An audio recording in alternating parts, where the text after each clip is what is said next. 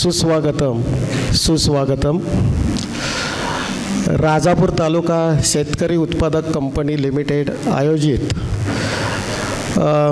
भव्य शेतकरी सभासद मेळावा या ठिकाणी संपन्न होत आहे.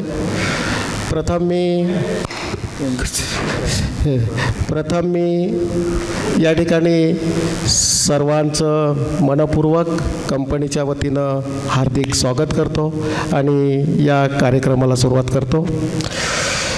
आमच्या कंपनीचे जे अध्यक्ष आहेत माननीय ललित सर आणि आमच्या डॉक्टर वरेकर मॅडम हे प्रथम आधी मान्यवरांचं गुलाब पुष्प देऊन या ठिकाणी स्वागत करणार आहेत. मी ललित सरांना विनंती करतो की या ठिकाणी मान्यवरांचं पुष्पगुच्छ देऊन स्वागत करायचं आहे. माननीय ललित सर नंतर हो. या ठिकाणी प्रथम मी आमच्या नायब तहसीलदार माननीय पंडित मॅडम यांचं स्वागत मी ललित सरांना विनंती करतो आहे की त्यांनी स्वागत करावं. माननीय नायब तहसीलदार पंडित मॅडम.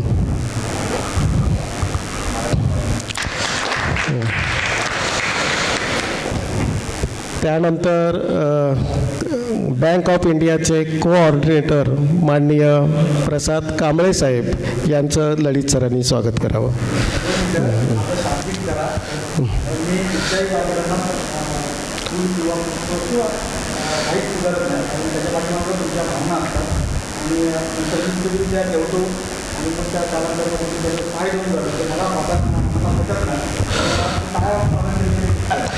ओके सर, आपण कांबळे सरांचं टाळ्या वाजवून या ठिकाणी स्वागत करत आहोत.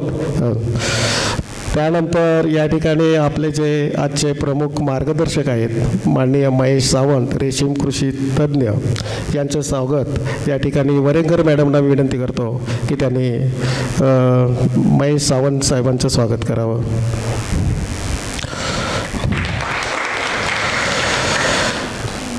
त्यानंतर या ठिकाणी व्यासपीठावरती आमचे जे कंपनीचे सगळे संचालक आहेत पदाधिकारी आहेत त्यांचं स्वागत या ठिकाणी आता आम्ही क्रमवार या ठिकाणी गुलाब पुष्प देऊन करणार आहोत. ललित सर जरा क्रमवार सगळ्यांचं स्वागत करा. तिकडून सुरुवात केलं तरी चालेल. मॅडम इकडच्यांचं स्वागत करतील तिकडून. या ठिकाणी राजापूर कृषी विभागाच्या या ठिकाणी मंडल कृषी अधिकारी पाटील मॅडम आलेले आहेत. मी वरेकर मॅडमना विनंती करतो पाटील मॅडम यांचं स्वागत करावं.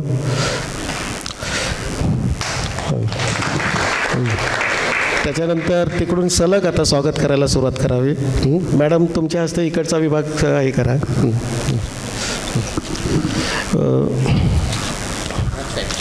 गाग साहेबांचं स्वागत या ठिकाणी वरेकर मॅडम करत आहेत.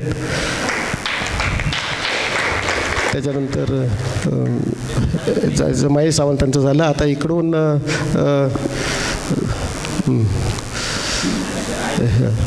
ललित सर जरा स्वागत करा सगळ्यांचं. तुम्ही अध्यक्ष आहात कंपनीचे. आता राहिलेल्या लोकांचं सगळ्यांचं स्वागत करा व्यासपीठावरच्या. पुणाजी गुरव हे आमचे कंपनीचे एक पदाधिकारी आहेत. त्याच्यानंतर आपले दयानंद चौगुले हे आमचे एक चालते बोलते कंपनीचे व्यवस्थापक आहेत.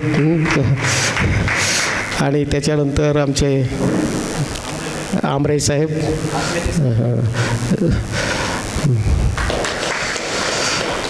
आता आपण सगळे तालुक्यातून शेतकरी आलेले आहात. आता ज्यांनी पदाधिकाऱ्यांचं मान्यवरांचं स्वागत केलं त्या दोघांचं आपण आता या ठिकाणी स्वागत करणार आहोत. ललित सरांना सांगतो वरेकर मॅडमचं स्वागत करा. मग वरेकर मॅडम ललित सरांचं स्वागत करतील.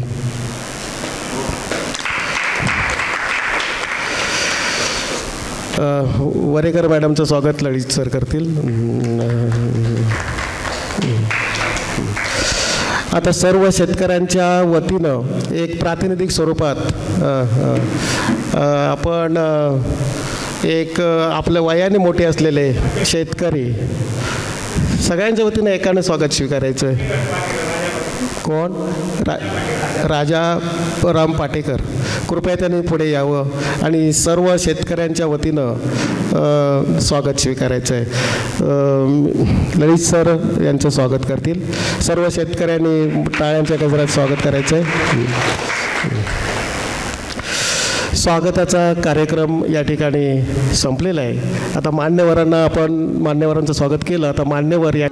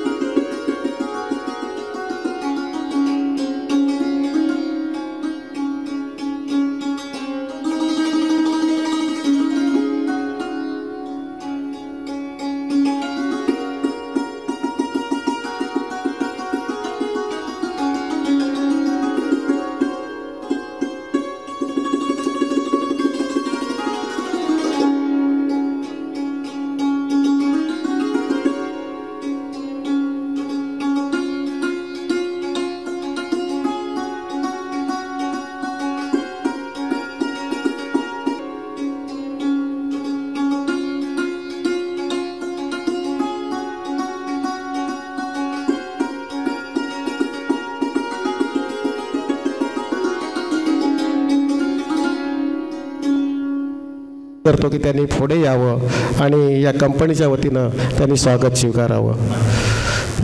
सोनावणे साहेब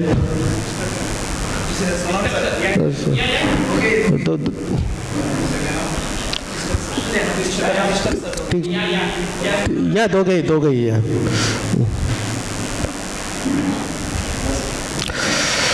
तुमचं मोठं हे शेतकऱ्यांसाठी योगदान फार महत्त्वाचं आहे आणि म्हणून तुम्ही या ठिकाणी तुमचं या ठिकाणी आम्ही स्वागत करतोय।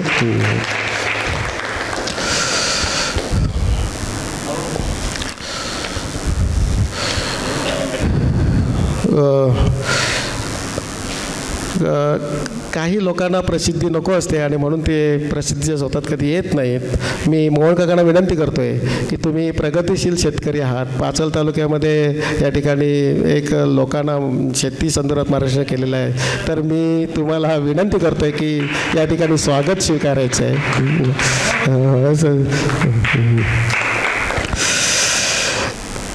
कार्यक्रमाचं उद्घाटन झालेलं आहे। आता मी आमच्या कंपनीचे जे संचालक आहेत पुनाजी गुरव यांना मी विनंती करतोय की या मेळाव्याचं प्रास्ताविक करावं। पुनाजी गुरव। उपस्थित व्यासपीठ आणि शेतकरी वर्ग, राजापूर तालुका शेतकरी उत्पादक कंपनी स्थापन करण्याचं आपलं पहिलं उद्दिष्ट असं आहे की आपल्या या कोकणामध्ये सहकार रुजत नाही असं सर्वांचं म्हणणं आहे। मग हा जो विषय आहे हा कुठेतरी खोडून काढून आपल्या कोकणामध्ये सहकार रुजावा आणि या सहकारातून रेशीमसारखा शेतकऱ्यांना आर्थिकदृष्ट्या सबल करू शकतो असा विषय आपल्या कोकणामध्ये विकसित व्हावा, ह्यासाठी या कंपनीचा खास स्थापना झालेली आहे। धन्यवाद। धन्यवाद गुरव साहेब।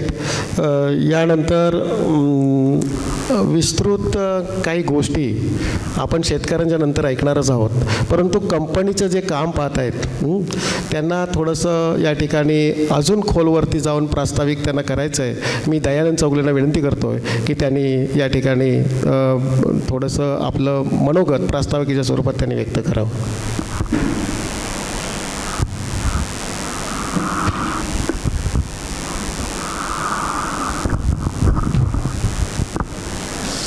राजापूर तालुका शेतकरी उत्पादक कंपनी लिमिटेड आयोजित आजचा हा शेतकरी मेळावा, या मेळाव्याला उपस्थित व्यासपीठावर सर्व मान्यवर आणि आपण सर्व शेतकरी बंधू मित्रांनो, राजापूरमध्ये शेती व्यवसाय जास्तीत जास्त जोमाने कसा होईल, आणखी मुंबईकर चाकरमाने या गावामध्ये कसे थांबतील या उद्देशानं राजापूर तालुका शेतकरी उत्पादक कंपनीचं या ठिकाणी निर्माण झालेले आहे। मी राजापूर लांजा शेतकरी समूह गट आत्मांतर्गत रजिस्ट्रेशन गट माझा आहे। आणखी आम्ही फक्त रेशीमवरतीच काम करतोय। 1 वर्ष आम्हाला पूर्ण झालेलं आहे। माझे बरेचसे सभासद या ठिकाणी सदस्य संचालक उपस्थित आहेत। रेशीम उद्योग हा शेतकऱ्यांना खरोखरच उत्पन्न देणारा गट आहे, इन्कम सोर्स वाढवणारा गट आहे. स्वतःचं कुटुंब तर वाढेलच, परंतु इतरांना या व्यवसायामध्ये कसं घेता येईल, आणता येईल या दृष्टिकोनातून राजापूर लांजा रेशीम समूह बचत गट जो आमचा समूह गट आहे तो नेहमीच कार्यरत असतो. या ठिकाणी आमचे संचालक जे काय आहेत ते या ठिकाणी उपस्थित आहेत. आम्ही ट्रायल बेसवरती रेशीम उद्योग या ठिकाणी सुरू केला होता. विशेषतः राजापूर लांजा हा समूह गटाला नाव देण्याचं कारण असं होतं की शेतकरी लांजाचे सुद्धा आहेत आणि राजापूरचे सुद्धा आहेत. या ठिकाणी माझे मित्र आणि प्रगतील शेतकरी अमरजी खामकर जे लांजाचे आहेत आरगावचे, त्यांनी हे रेशीम गटाच्या माध्यमातून चांगल्या पद्धतीनं त्या ठिकाणी तुती लागवड केली आणि उत्पादनही घेतलं. चांगल्या पद्धतीने त्या ठिकाणी लांजामध्ये काम करत आहेत. राजापूरमध्ये पाहिलात तर वासुदेवजी हा माजी सैनिक, ज्यांनी बांबूमध्ये भरघोस उत्पन्न देऊन आमचं राजापूरचं नाव, सौंदलगावचं नाव उंचावण्याचं महाराष्ट्रामध्ये काम केलं. त्यांनी आमचे जे समूह गटाचे सदस्य आहेत आणि चांगल्या पद्धतीने त्या ठिकाणी प्रोजेक्ट चालू आहे. हनुमंत विचारे जे आपले घोटण्याचे आहेत ते या ठिकाणी उपस्थित आहेत. 20 अंडी पुंज घेऊन 20 किलो रेशीम कोश काढण्याचं काम महाराष्ट्रामध्ये रेकॉर्ड ब्रेक त्यांनी केलं आणि A1 क्वालिटीचं त्या ठिकाणी त्यांनी कोश काढलेले आहेत. तदनंतर आमचे करकच्या धरणाच्या उजव्या साईडला, अर्जुना खोऱ्याच्या उजव्या साईडला राहणारे करकचे पालकर जे या ठिकाणी आहेत, धरणाला लागूनच त्यांचा तुती लागवडीचा प्रोजेक्ट आहे आणि त्या ठिकाणी अगदी प्रचंड मेहनत करून त्यांचा मुलगा आणि ते त्या ठिकाणी कोश निर्मिती आणि तुती लागवडीचं काम जोमाने करतायत.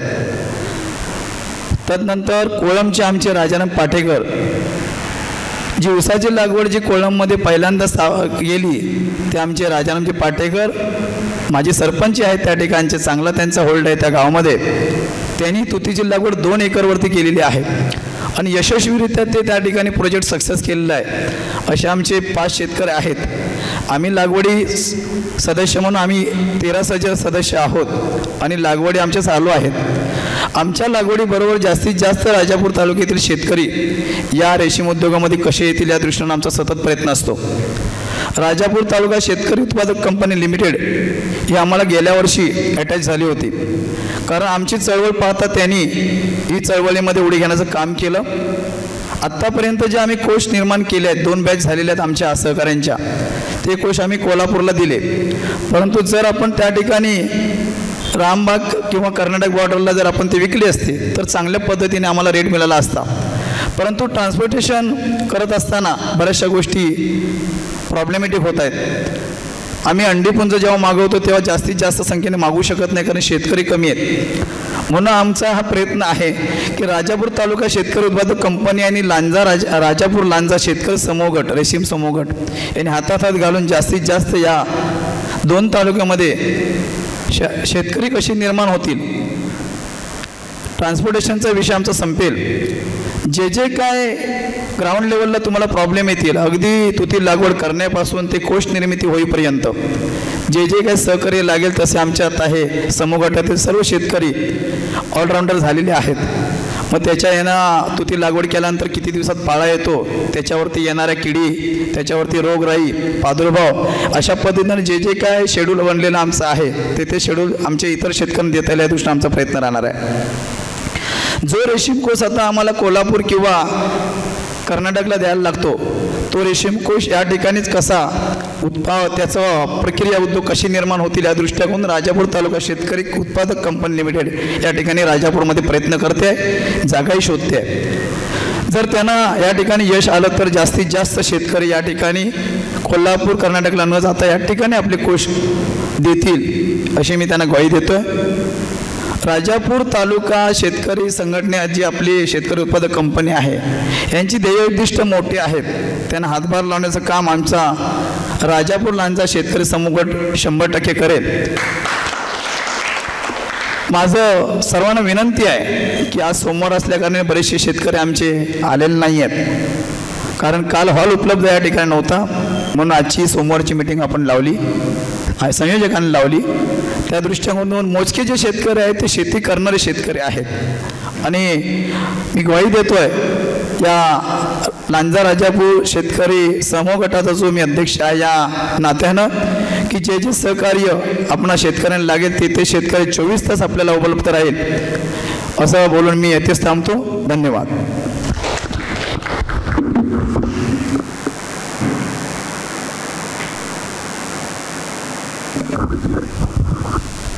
कंपनीची स्थापना का करण्यात आली ते आपल्या या प्रास्ताविकेमध्ये आमचे मित्र दयानंद चौगुले यांनी तुम्हाला या ठिकाणी समजावलेलं आहे, सांगितलेलं आहे. जास्तीत जास्त लाभ या कंपनीचा घ्यावा अशी एक अपेक्षा आहे. या ठिकाणी महत्त्वाचं जे मार्गदर्शन जे आहे ते आम्ही विशेष करून प्रसाद कांबळे साहेब आणि महेश सावंत साहेब यांचं मार्गदर्शन आम्ही नंतर ठेवलं आहे. या ठिकाणी जे शासकीय कर्मचारी जे आहेत, अधिकारी जे आहेत, त्यांना उशीर होऊ नये म्हणून या ठिकाणी त्यांची मनोगतं आपण प्रथम घेणार आहोत. या ठिकाणी चढत्या क्रमाने आपण मनोगतं घेणार आहोत. या ठिकाणी प्रथम मी पाटील मॅडमना विनंती करतो आहे की त्यांनी आमच्या शेतकऱ्यांना कृषी संदर्भातल्या ज्या काही योजना आहेत त्यांचं मार्गदर्शन, त्यांची माहिती आमच्या शेतकऱ्यांना द्यावी अशी मी त्यांना विनंती करतो.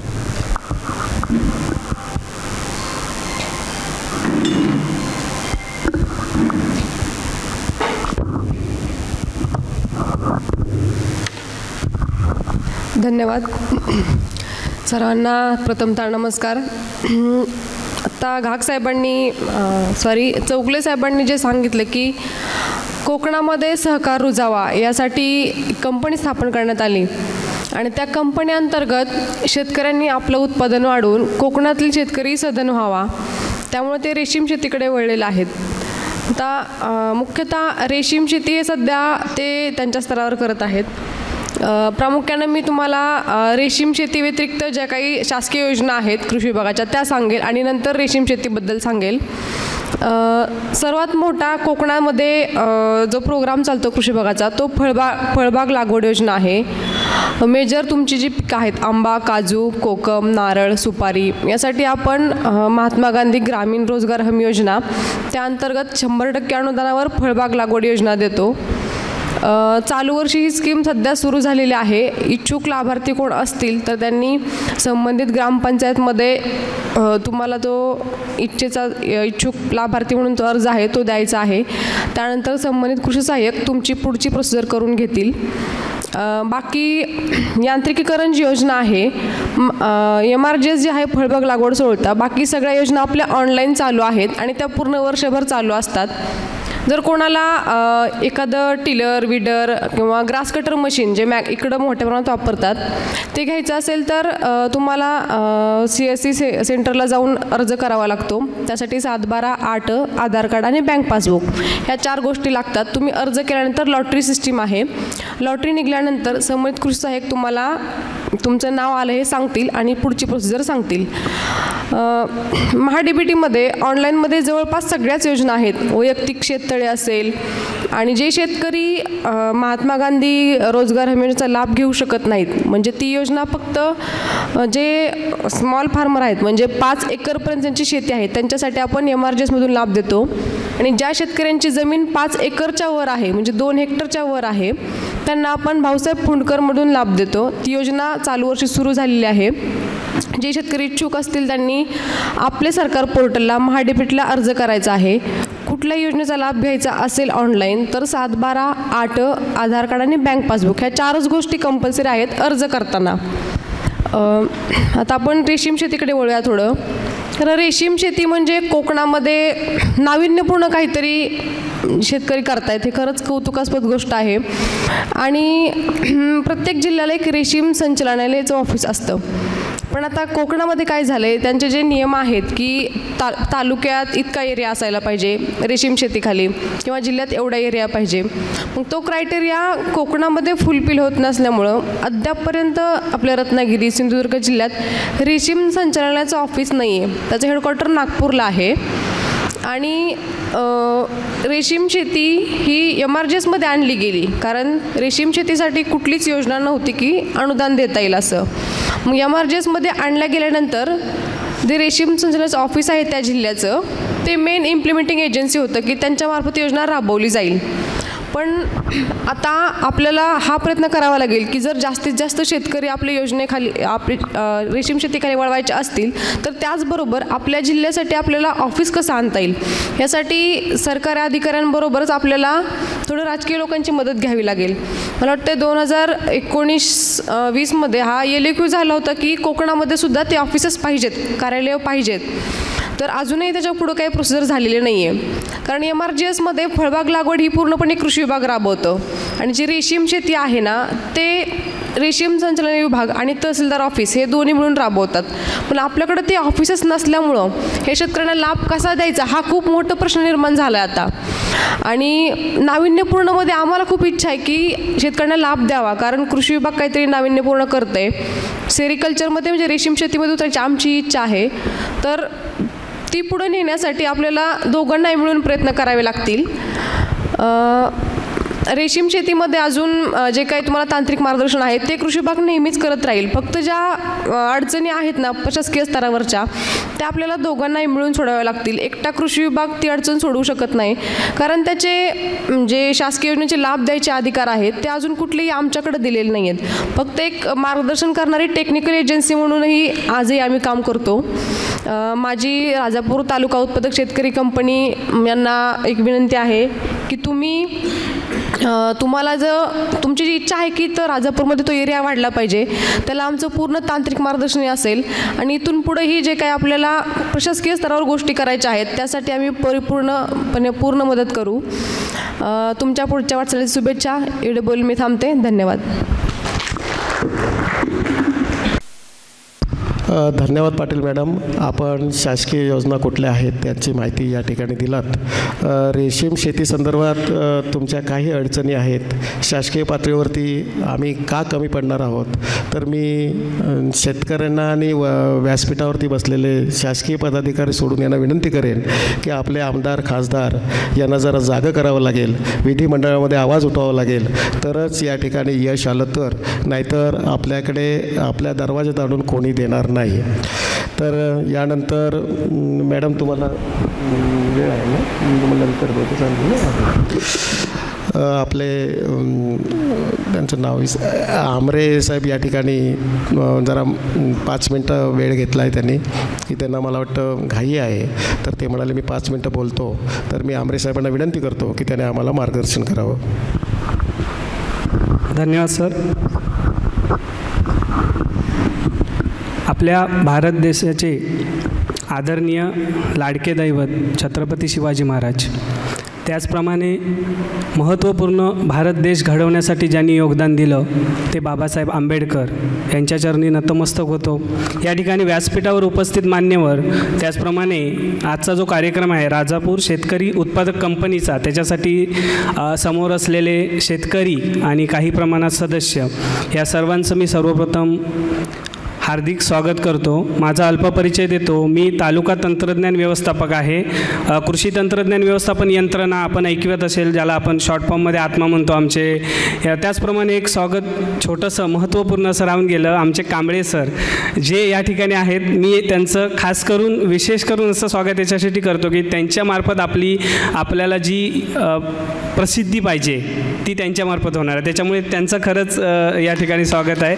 आणि आमचे समोर बसलेत, मला नाव माहीत नाही पण त्यांचंही या ठिकाणी स्वागत आहे. कारण हे अशी व्यक्ती आपल्या समोर असतील, आपल्या बरोबर असतील तर आपली नक्कीच प्रगती आहे. आणि आपल्याला जर आपण शेतकरी उत्पादक कंपनीची गोष्ट करत असू आणि आपण शेतकरी उत्पादक कंपनीचा एक भाग असू तर आपल्याला महत्त्वपूर्ण काय माहिती आहे का, आपली प्रचार आणि प्रसिद्धी होणं. कारण तोपर्यंत आपल्याला न्याय मिळणार नाही आहे आणि ती महत्त्वपूर्ण अशी गरज आहे या शेतकरी उत्पादक कंपनीची. मी या ठिकाणी येण्याचं मुख्य कारण असं आहे, कारण हा वेळ मला आमचे माननीय तालुका कृषी अधिकारी यांनी सांगितलं की आत्मविषयक काही थोडीशी माहिती तू त्यांना दे, कारण ते महत्त्वपूर्ण आहे. कारण आपण या ठिकाणी सुरुवातीलाच दयानंद चौगुले आमचे मित्र आहेत, त्याचप्रमाणे मला वाटतं भातामध्ये त्यांनी खूप पहिलं महत्त्वपूर्ण असं योगदान आहे त्यांचं भात शेतीमध्ये. त्यांना एक अवॉर्ड पण आहे जिल्हास्तरीय, त्यांच्यासाठी टाळ्या होऊन जाऊ दे.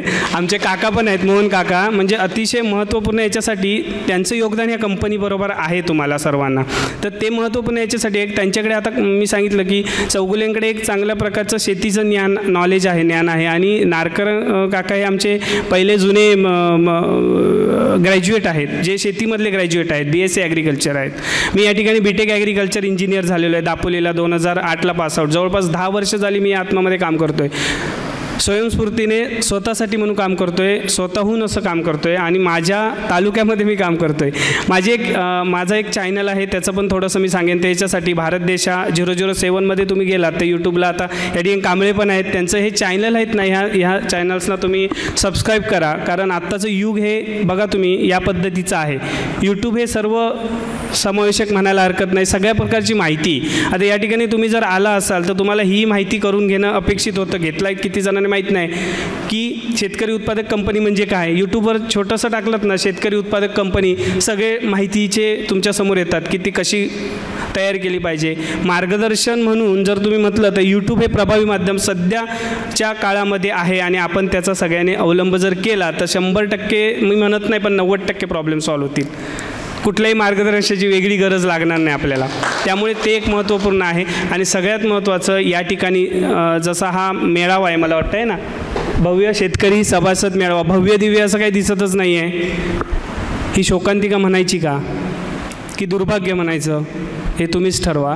आणि जे उपस्थित आहेत, हा पहिला प्रयत्न म्हणायला हरकत नाही, मला वाटतं पहिलाच प्रयत्न असेल राजापूर तालुका शेतकरी उत्पादक कंपनी लिमिटेडचा, आहे की नाही, पहिलाच आहे. चांगला आहे. कारण का माहिती आहे का, जे तुम्ही आलेत ते खूप महत्त्वपूर्ण असे योगदान देणारे आहेत. तुम्ही आता हे घडवायचं आहे की ह्याच्या पुढचा जो मेळावा असेल तो 500 जणांचा असेल, एक टप्पा गाठून घ्यायचा आहे, बरोबर की नाही. वरेकर मॅडम इथे आहेत, डॉक्टरेट केलेल्या मॅडम्स तुमच्या शेतकरी उत्पादक कंपनीच्या संचालक आहेत, डॉक्टरेट केलेले आहेत. शेतकरी काहीच करत नाही, शेतकरी शिक्षण पण कमी असतं असं म्हणणाऱ्यांचा हा तोंडाला किंवा एक चपराक म्हणायला हरकत नाही की नाही. तुमच्या कंपनीचं चांगलं योगदान आहे. मग एवढं सगळं चांगलं असताना मग समोर सदस्य पण किंवा शेअर होल्डर पण चांगलेच पाहिजे ना, मोठ्या संख्येने पाहिजे. मग ह्याचा सगळ्याचा जो आता खारीचा वाटा तुम्ही उचलला पाहिजे, जे समोर आहेत त्यांनी उचलला पाहिजे. त्यांनी तुम्ही पूर्णपणे, आता या ठिकाणी बघा कांबळे सर मार्गदर्शक आहेत, त्याच्यानंतर सावंत सर आहेत. आता कांबळे सर हे स्टार स्वयंरोजगार संस्थेचे मेन कोणतरी आहेत, बरोबर की नाही. ऐकवत आहे का. बँक ऑफ इंडिया एक अशी संस्था आहे किंवा बँक ऑफ इंडियाचं असं एक चांगलं त्यांनी उपक्रम घेतलेला आहे की ती काय करतं, रोजगार निर्मिती करते. कशी करते, त्यांना प्रशिक्षण देऊन, बरोबर की नाही. त्यांचे काहीतरी इथं प्रतिनिधी आहेत, त्यांच्याकडून काहीतरी चांगलं प्रश्न उपस्थित करा, त्याच्याशिवाय होणार नाही आहे. मी थोडंसं अशा स्वरूपातच बोलतो कारण तुम्हाला भवितव्य चांगलं आहे. एक राजापूर शेतकरी उत्पादक कंपनी, आपल्याला उत्पादक कंपनी म्हटल्यावर आपल्यासमोर कोण उभे राहिले पाहिजेत, अंबानी आणि टाटा आणि बिर्ला उभे राहिले पाहिजे की नाही, सांगा मला. आपण काय म्हणतो, जाऊ दे शेतकरी उत्पादक कंपनी आहे, काय मिळणार आहे आपल्याला असं. आता थोडंसं सुरुवात तर आहे. सुरुवातीला हे टाटा बिर्ला तुम्ही यूट्यूबवर टाका ना, कशी परिस्थिती होती, कशा परिस्थितीतून ते पुढे आलेत आणि आत्ता आपल्याला ते दिसत आहेत. म्हणजे त्यांच्या वयाच्या कितवा वर्ष त्यांना चालता तरी येते का, ते टाटा जे संचालक चालता तरी येते, मेन जे आहेत ते ओनर आहेत त्यांना.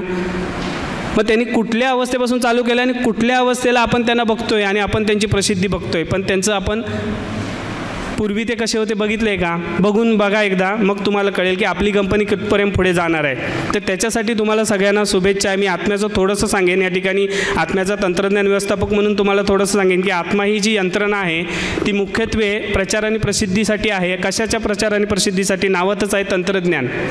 मग आपल्याला तंत्रज्ञानाचा प्रचार करायचा आहे, प्रसिद्धी करायची आहे. आणि तंत्रज्ञान म्हणजे काय, एखादं पीक जर आपल्याला काढायचं आहे, एखादं जर आपल्याला रोप लावायचं तर त्याला महत्त्वपूर्ण काय आहे, तंत्रज्ञान काय आहे. तर त्याला जसं आपल्याला अन्नाची गरज असते, त्याला पिकाला पण काय कशाची तरी गरज असेल की नाही. मग त्याला ते योग्य त्याचा पुरवठा त्या पिकाला होण्यासाठी काही तंत्रज्ञान विकसित केलेलं आहे, शास्त्र डेव्हलप झालेलं आहे. कृषी, आता तुम्ही बघताय की विद्यापीठं आहेत, कृषी विज्ञान केंद्र आहेत, त्यांचं काम तेच आहे की झाडाला किंवा वृक्षाला नेमकं किती अन्नाची गरज आहे तेवढीच त्याला मिळणं गरजेचं आहे. त्याच्यासाठीचं तंत्रज्ञान काय आहे, ठिबक सिंचन काय आहे, मल्चिंगचा वापर कशासाठी करतात, ह्या पद्धतीचं जे तंत्रज्ञान विकसित झालेलं आहे त्याचा प्रचार आणि प्रसार करण्यासाठीची यंत्रणा आहे आणि ती शेतीमध्ये विशेष प्राधान्याने काम करते. तर त्याच्यामध्ये मी काम करतो. आता त्याच्यामध्ये काही महत्त्वपूर्ण तुम्हाला बाबी सांगायसारख्या वाटतात की आता डॉक्टर वरेकर मॅडम या ठिकाणी आहेत, त्यांनी एका अशाच प्रशिक्षणाचा आणि मला वाटतं सहलीचा ते भाग झालेले होते. घाग सर तर मी थोडंसं माझ्याकडून राहून गेलं, पण घाग सर जे आहेत ना तुमच्याकडे, हे एक हिरा आहे खरं तर. एक खरंच या कंपनीचं एक योगदान महत्त्वपूर्ण ठरणार आहे भविष्यात.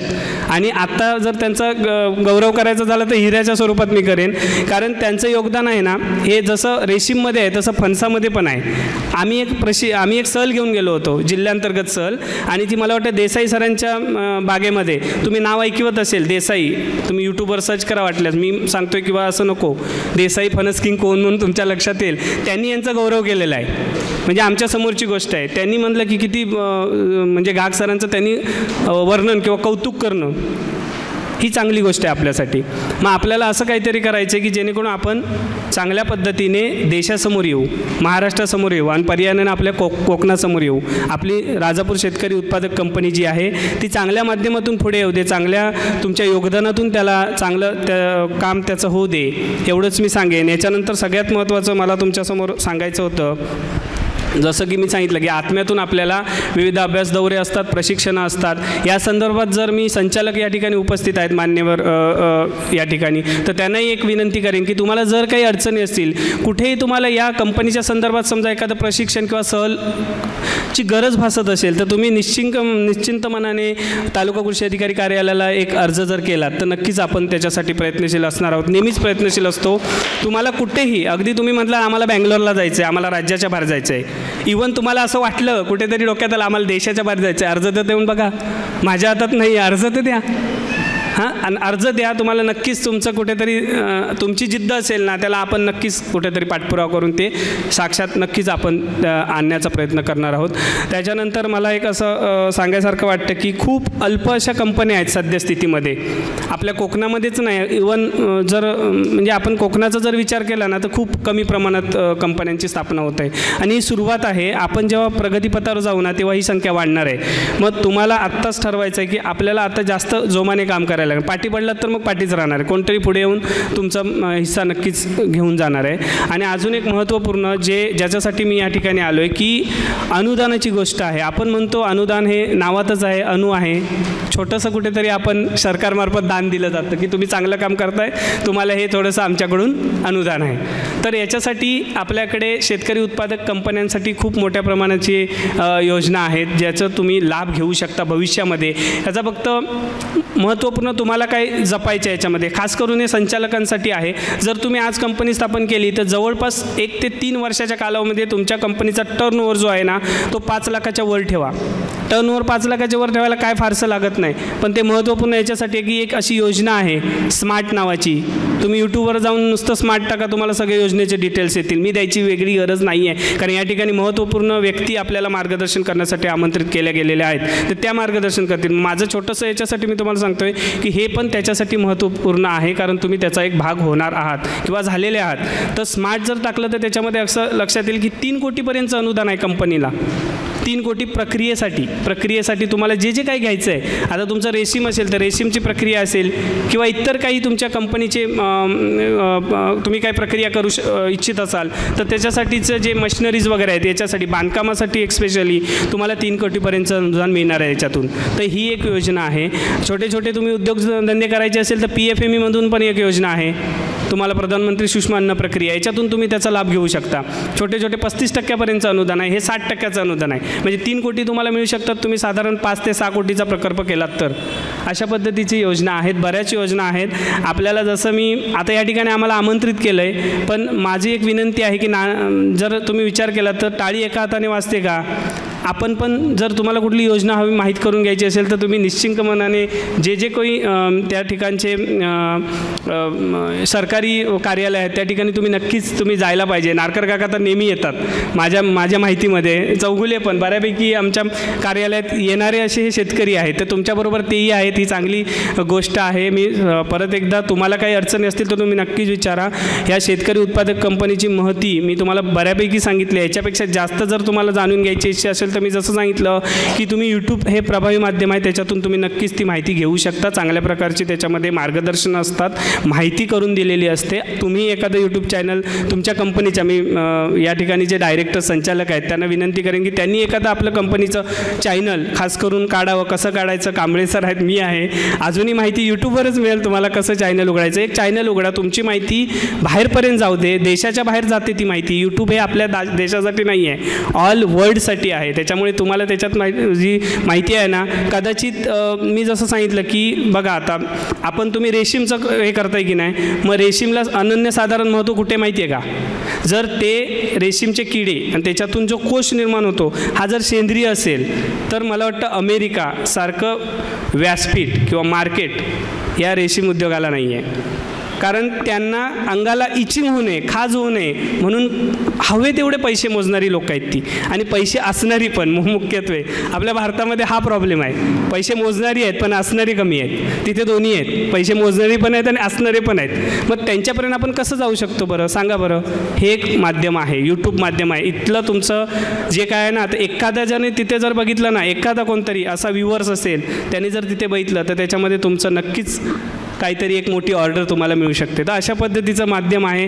हे एवढं थोडंसं मला तुमच्यासमोर मांडायचं होतं, म्हणून आयोजकांकडून थोडीशी वेळ मी मागून घेतली की मला थोडंसं बोलायचं आहे, मला साहेबांनी जे सांगितलं ते कर्तव्य मला बजावायचं आहे, त्याच्यासाठी मी तुमच्यासमोर आलेलो आहे. मला शांतचित्ताने तुम्ही ऐकलत आणि मला आयोजकांनी जी संधी दिली की तुमच्यासमोर 4 शब्द मांडायची, त्याच्यासाठी मी त्यांना धन्यवाद देतो. आणि या ठिकाणी माझे जे 4 शब्द आहेत ते मी थांबवतो. याच्यापुढे जरी तुम्हाला कधी गरज असेल मला निश्चिंत मनाने फोन करा किंवा कॉन्टॅक्ट करा. नंबर नाही उचलला तर बरेच माध्यम आहेत, तुम्ही आमच्या कार्यालयात पण येऊन मला भेटू शकता. धन्यवाद. जय हिंद, जय महाराष्ट्र. दामरे साहेब, या ठिकाणी उत्कृष्ट मार्गदर्शन आमच्या शेतकऱ्यांना तुम्ही केलात, त्याबद्दल खरंच मनापासून धन्यवाद. तुम्ही वेळोवेळी आम्हाला ज्या ज्या वेळेला गरज लागेल त्या वेळेला आम्ही तुम्हाला नक्कीच हाक मारू आणि त्यावेळी तुमचं सहकार्य आम्हाला मिळेल अशी खात्री आहेच. यानंतर मी आमच्या लोकप्रिय तालुका या ठिकाणी नायब तहसीलदार माननीय पंडित मॅडम यांना निमंत्रित करतो आहे. पंडित मॅडमना तुम्ही सगळेजण जवळून ओळखता, कारण त्या ज्या आता अधिकार पदावरती आहेत त्या अधिकारी पदावरती जात असताना त्यांनी तळातली पायरी वर जात त्या पदापर्यंत पोहोचलेले आहेत. आपण त्यांना त्या आता नायब तहसीलदार आहेत, उद्या तहसीलदार होत अशी एक अपेक्षा व्यक्त करूया आणि मॅडमना मी विनंती करतो की त्यांनी आम्हा शेतकऱ्यांना मार्गदर्शन करावं.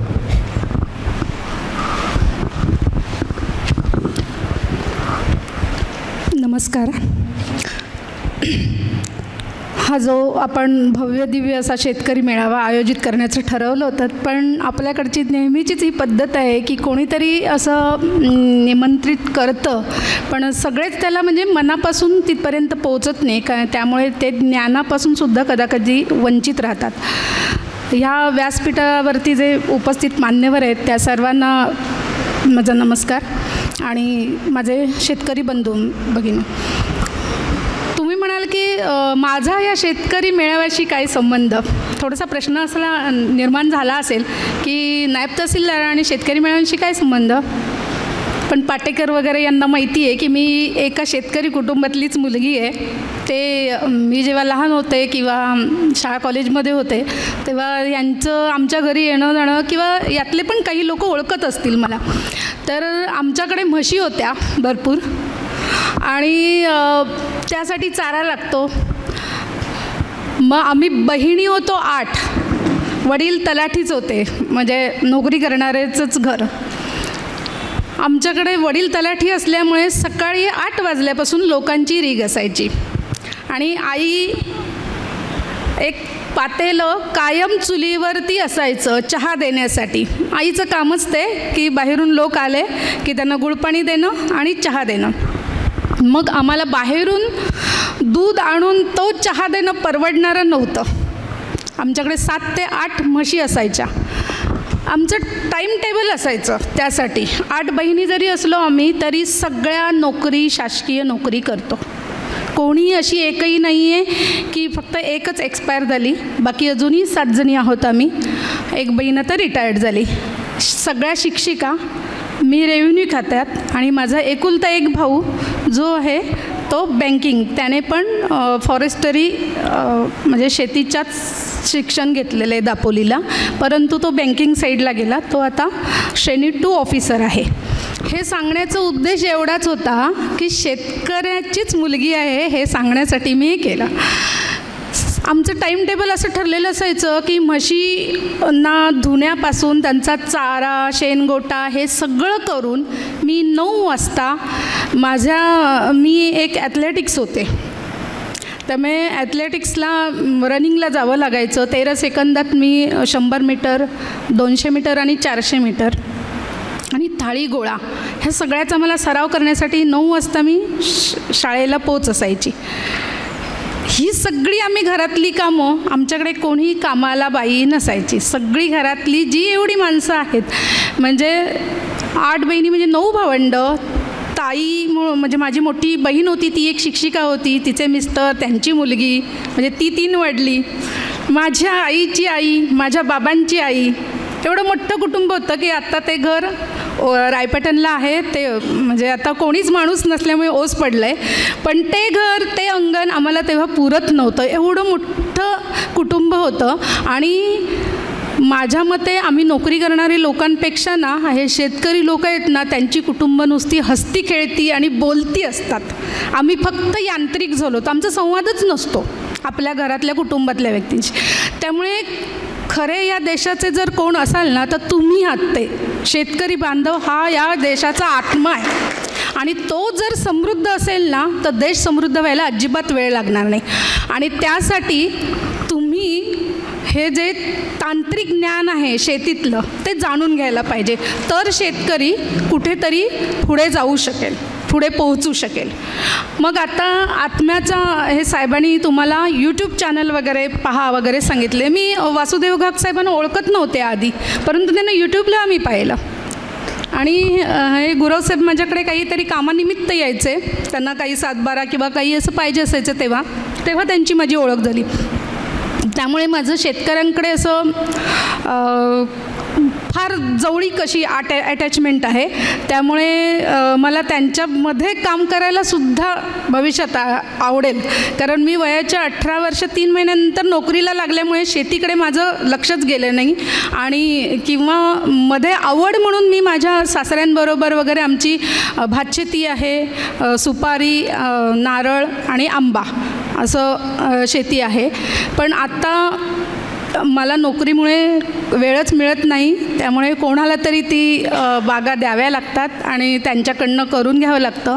खरं तर माझी आवड सेंद्रिय शेतीकडेच आहे. सेंद्रिय शेती जितकी तुम्ही कराल ना, खरं म्हणजे बघा, तुम्ही बाहेरून आणलेल्या खतांपेक्षा आपलं पूर्वीचं शेणगोटा आणि इतर पालापाचोळ्यापासून जो बनवणारा खत होतं, ते किती समृद्ध होतं.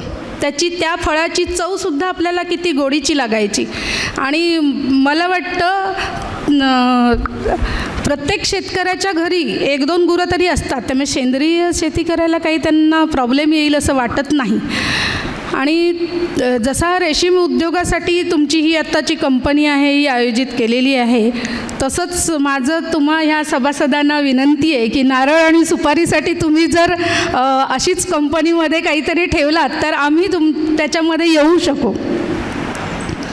कारण मी एक प्रोजेक्ट पाहिला होता, तो कणकवलीला सुद्धा बऱ्यापैकी चांगला चालला आहे. सुपारी आणि नारळापासून जे तो काथा निघतो, त्या काथापासून शोपीस, पायपुसणी असतील किंवा गालीच्या इतर म्हणजे खूप प्रॉडक्ट बनू शकतात. आणि त्याची हे विक्रीचं प्रमाण पण खूप आहे, ते सुद्धा तुम्हाला यूट्यूबला दिसेल. फक्त पहिली गोष्ट आहे की त्याच्यासाठी जरा आर्थिक ही लागते. पण त्याच्यातसुद्धा मला वाटतं मॅडम 80% वगैरे काहीतरी अनुदान वगैरे मिळतं त्या प्रोजेक्टला.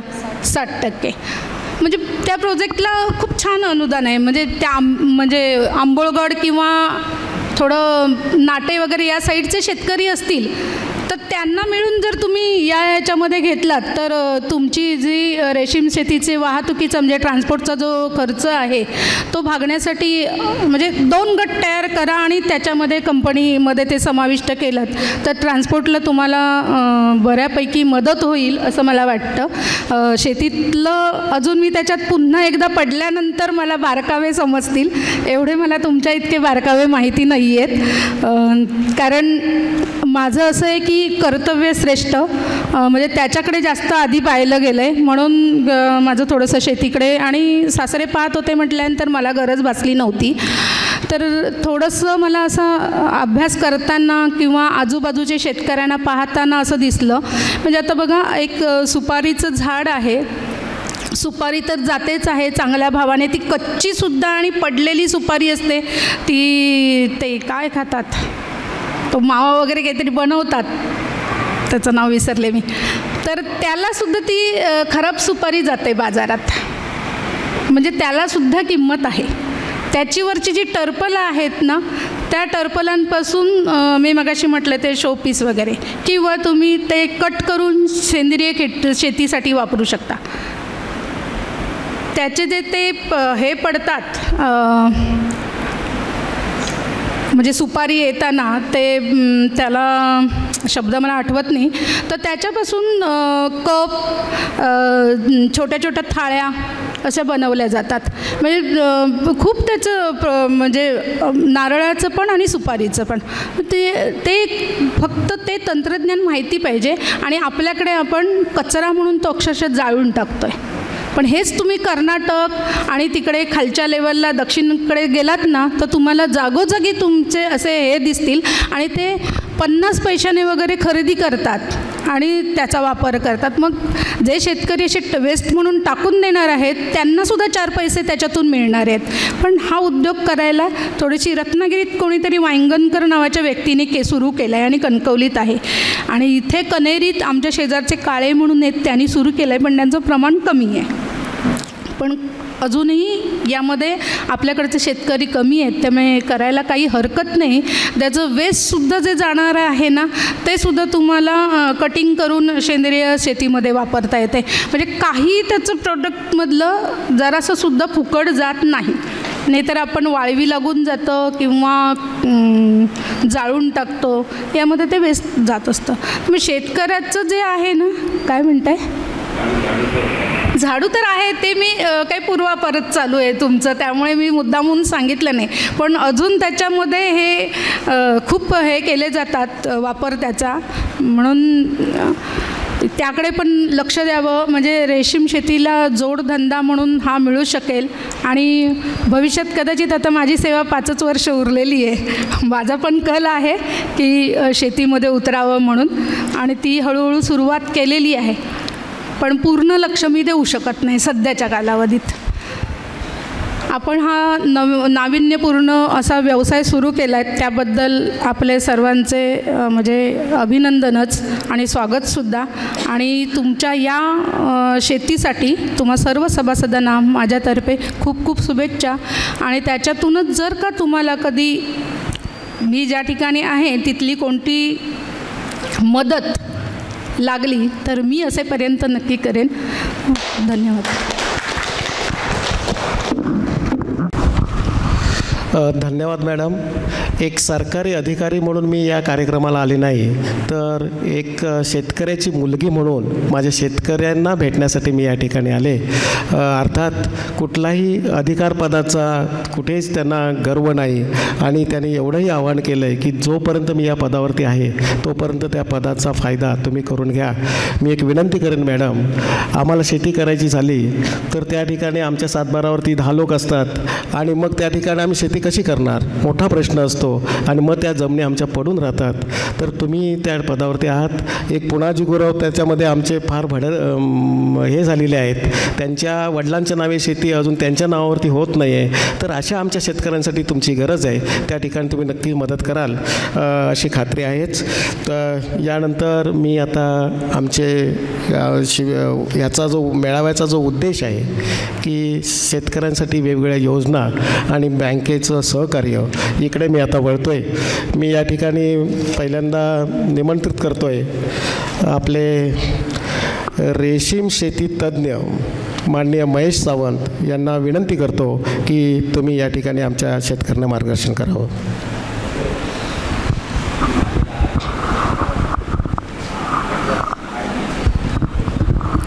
धन्यवाद.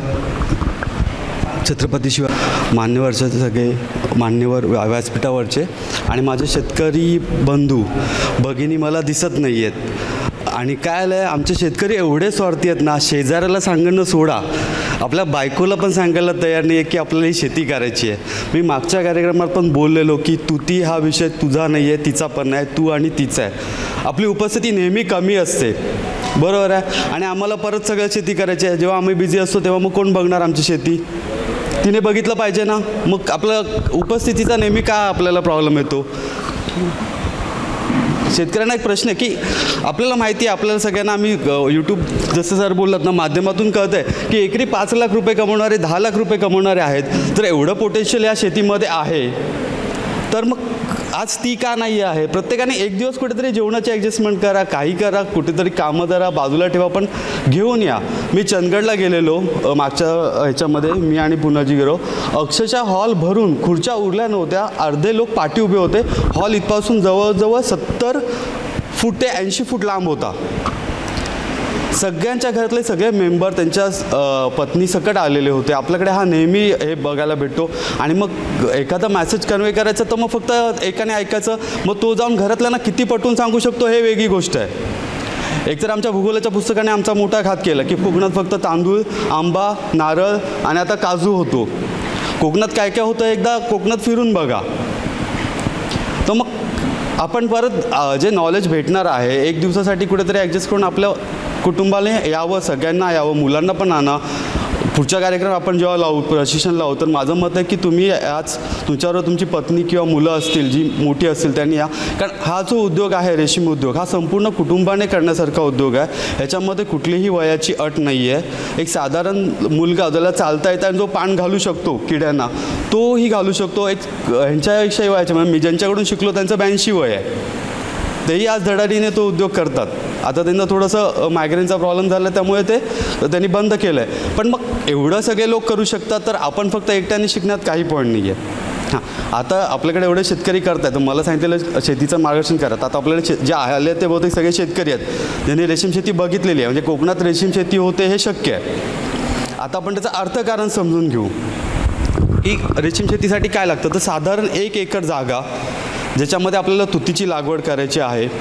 आता तुतीच्या लागवडीसाठी प्रत्येकाचे वेगवेगळे क्रायटेरिया आहेत. तर तुमच्या घरात किती माणसं आहेत, तुम्ही मजूर कसे आणू शकता ह्याच्यावर तुम्ही त्याचं डिस्टन्स ठरवा.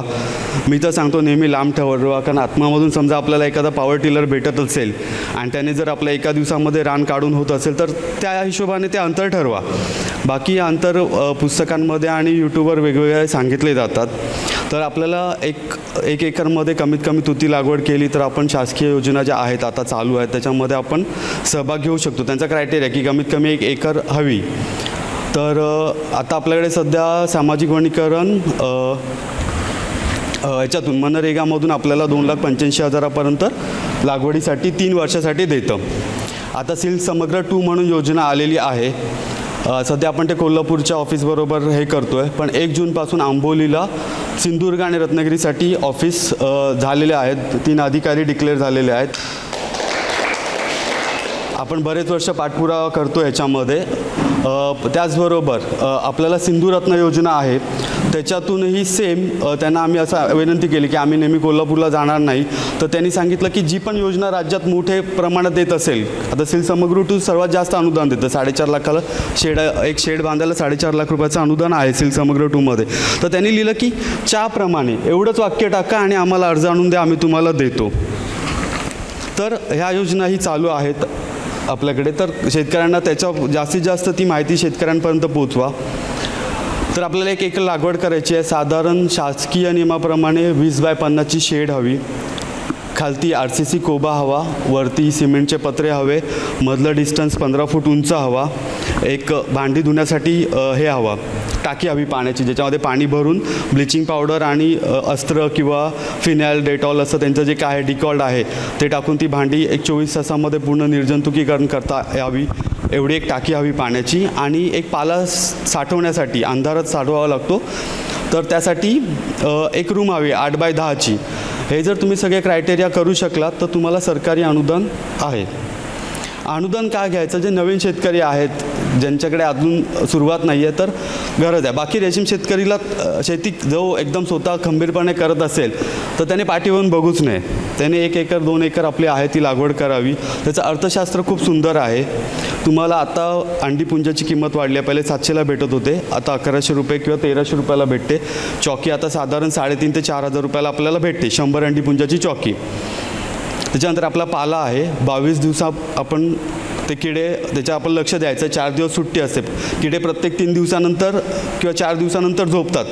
जे आता आमच्या रेशीम शेतकरी आहेत त्यांना ते आता पाठ होते. हळूहळू थोडं पाठीपुढे होतं पण ते कळतं की कसे झोपतात कसे उठतात ते कळतं.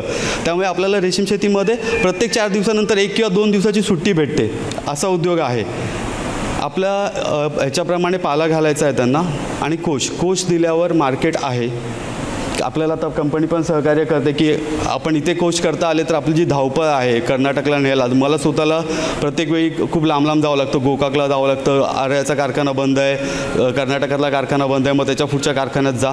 तर आपल्याला जर ते धागा निर्मिती इथे करता आली तर तेही आपल्याला खूप चांगलं होईल. जसं त्यांनी सांगितलं की कंपनीला खूप अनुदान आहेत. मी आता परवा सीमॅपच्या शास्त्रज्ञांबरोबर पण बसलेलो तर त्यांनी पण सांगितलं की खूप अनुदान आहे. फक्त तुम्ही युनिटी दाखवा, शेतकरी वाढवा. शेतकरी वाढणं खूप महत्त्वाचं आहे. जोपर्यंत तुम्ही एकटे येणार प्रत्येक वेळी तोपर्यंत ते शक्य नाही आहे. म्हणजे राजापूर आणि सिंधुदुर्गमध्ये आपलं चाललं आहे प्रयत्न की एकत्र सगळ्या शेतकऱ्यांना करणं आणि हे करणं. आणि त्यात काही कठीण मोठ्याशा गोष्टी नाहीत. आता आपले हनुमंत विचारे आहेत, त्यांच्यासाठी एकदा टाळ्या वाजवा की त्यांनी 480चा काउंट काढलेला आहे 1 किलोला, जो मला अजून जमलेला नाही आहे काढायला. जर हा काउंट आपल्याकडे येत असेल तर त्याच्यातून धागा केवढा मोठा निर्माण होईल. आणि आपण कोश विक्रीचं जे आपण धावपळ करतो कोश विकण्यासाठी, ते जर आपण धागा निर्मिती केली तर मग आपल्याला खूप बरं पडेल.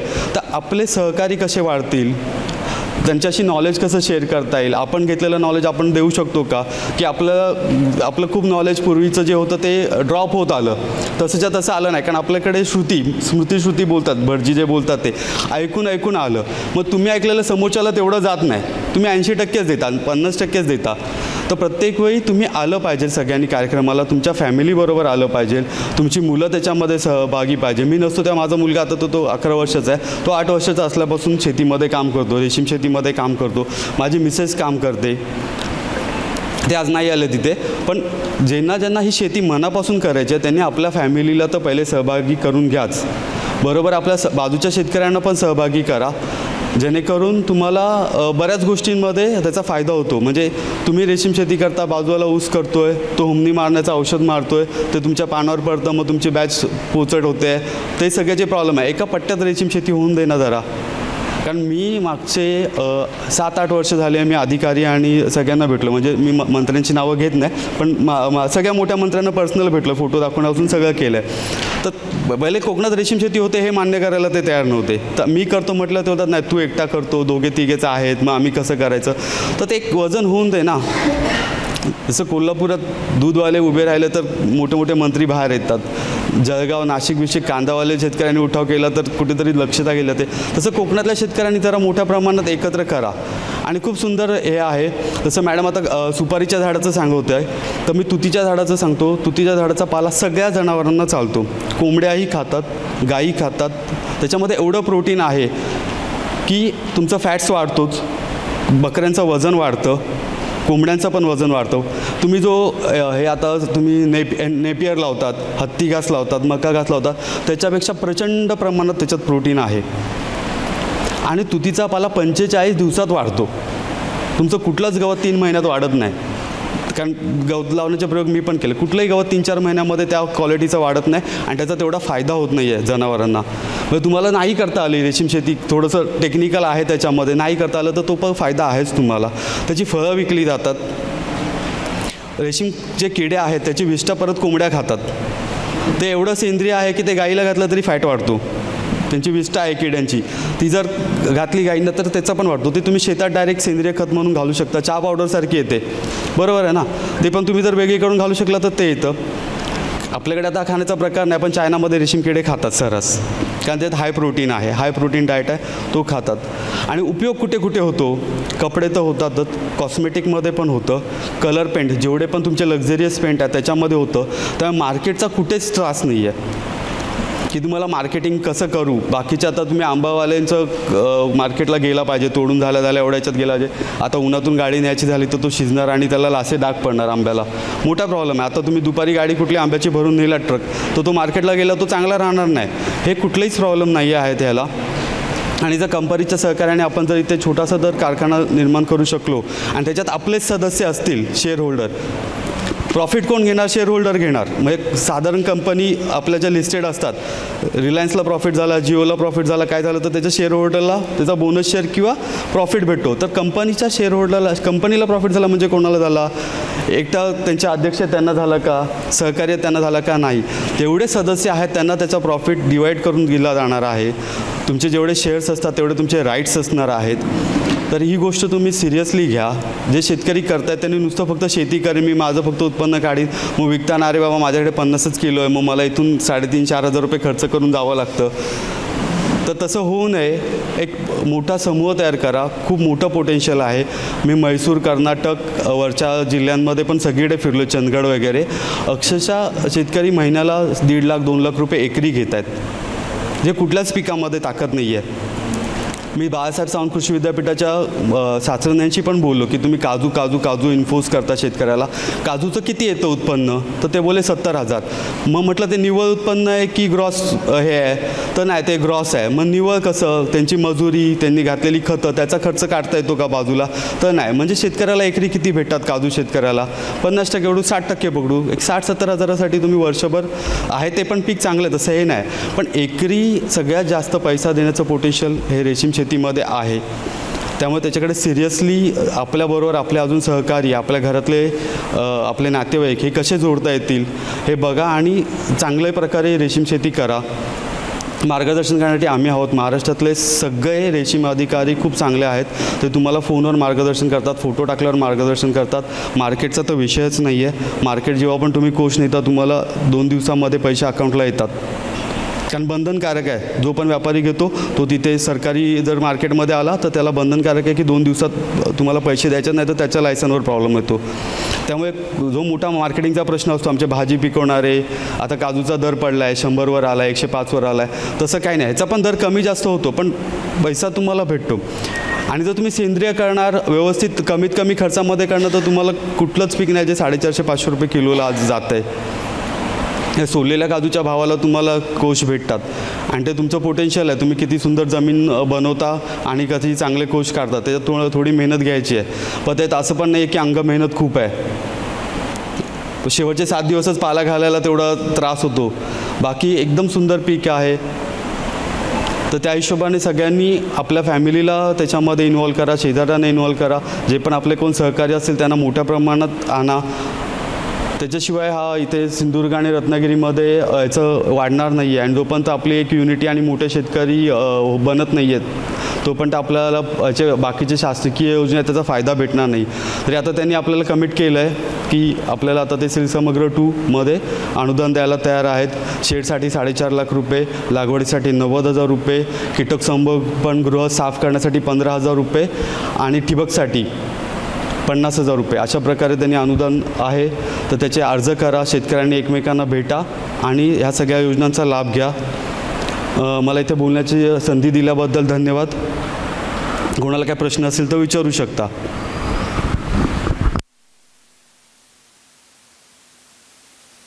काही आहे का? नवीन कोण शेतकरी आले आहेत का? हां,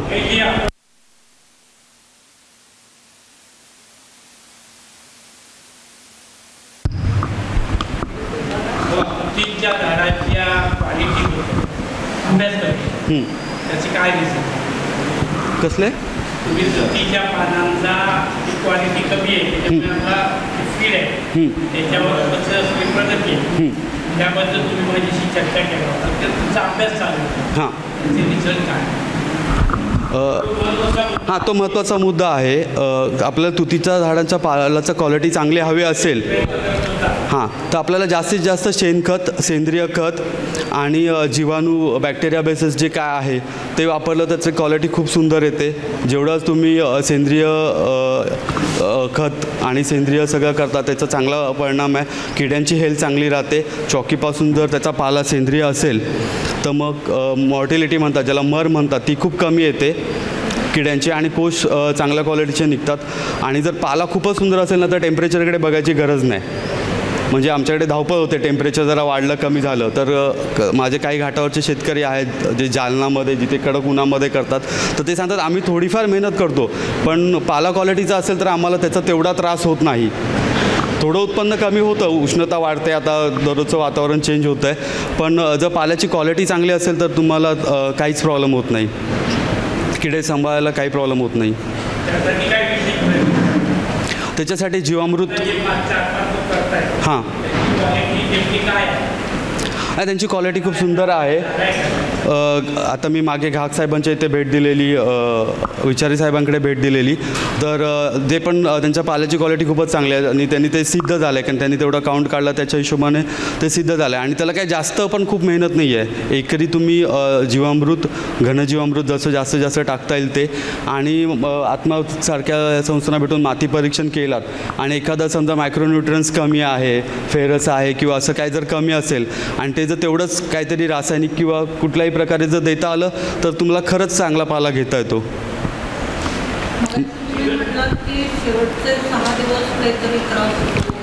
पाला जास्त खातात. किड्यांचं खाण्याचं प्रमाण आहे ना ते खूप आहे. मग तो पाला कापून आणणं, तो उभा करून ठेवणं आणि घालणं, याच्यासाठी आपल्याला एक मोठी जर बॅच घेत असेल कोण 200ची 150ची तर त्याला साधारण 2 मजूर किंवा 1 मजूर लागतो. जर तो सरस शेतकरी असेल तर त्यांना तसं काय प्रॉब्लेम येत नाही. जे एकदम वर्षानुवर्ष शेती करतायत, ज्यांना सवय अंग मेहनतीची, त्यांना तेवढा प्रॉब्लेम येत नाही. माझ्यासारखा एखादा IT मधला माणूस असेल तर त्याला थोडा प्रॉब्लेम येतो की एवढा पाला कापायचा पण उचलून आणायचा. तर त्याच्यासाठी मी पण ट्रॅक्टर घेतला. मी छोटीशी हातगाडी बनवली आहे, त्याच्यावर मी तो घेऊन येतो पाला. त्रास असा वेगळा नाही आहे, फक्त मेहनत खूप आहे. कारण तुम्हाला साधारण 5 ते 6 ओझी एका वेळी तोडून आणावे लागतात. ओझी म्हणतात म्हणजे ते काहीतरी 4-3 भारे मिक्स करून जे होतं ते, हां, तर तेवढा पाला ते खातात लास्टचे 7 दिवस. हां, साधारण म्हणजे किती दिवसांनी त्यांना हे द्यायचं, त्याचं काही ट्रेनिंग आहे? त्याच्यासाठीच आपण आज बहुतेक इथे आलो आहे. मी त्या विषयावर बोलणार नाही, त्या विषयावर साहेब बोलणार आहेत की ते ट्रेनिंग लावण्यासाठी. नाहीतर काय आम्ही पर्सनली फोनवर कोणी सांगितलं तर त्याला मार्गदर्शन करतो, जाऊन प्रत्यक्ष भेटून काय ब्लॅक बॉक्सिंग कसं करायचं हे सांगतो. आहे आपल्याकडे सगळं पूर्ण महाराष्ट्र आणि कर्नाटकातले मोठे सायंटिस्ट त्यांच्यापासून आपलं आहे. जे आपले आता AD जाधव साहेब आहेत रेशीमचे, जे 18 देश सांभाळतात रेशीमच्यासाठी, त्यांच्याने आपले खास म्हणजे माझे तरी त्यांच्याशी असे संबंध आहेत की फोन केला तर ते आपल्याला उत्तर देतात. त्यामुळे तसा टेक्निकली काहीच प्रॉब्लेम नाही आहे. म्हणजे फोटो एक जरी टाकला ना, त्यांना आत्ता नाही वेळ भेटला तरी थोड्या वेळाने तरी ते सांगणार. ते एक छोट्याशा फोटोमध्ये किड्याला सर्कल करून सांगतात की ह्या किड्याला हा आजार झाला आहे. हां, त्यांना 18 देशाचे ॲम्बेसेडर हे करून त्यांच्याशी टायअप करून त्यांना तिथे आपलं भारत देशाचे प्रतिनिधी म्हणून पाठवलेलं आहे. आणि त्यांनी तिकडे क्युबा आणि तिकडे सगळीकडे रेशीम शेती वाढवत आहेत.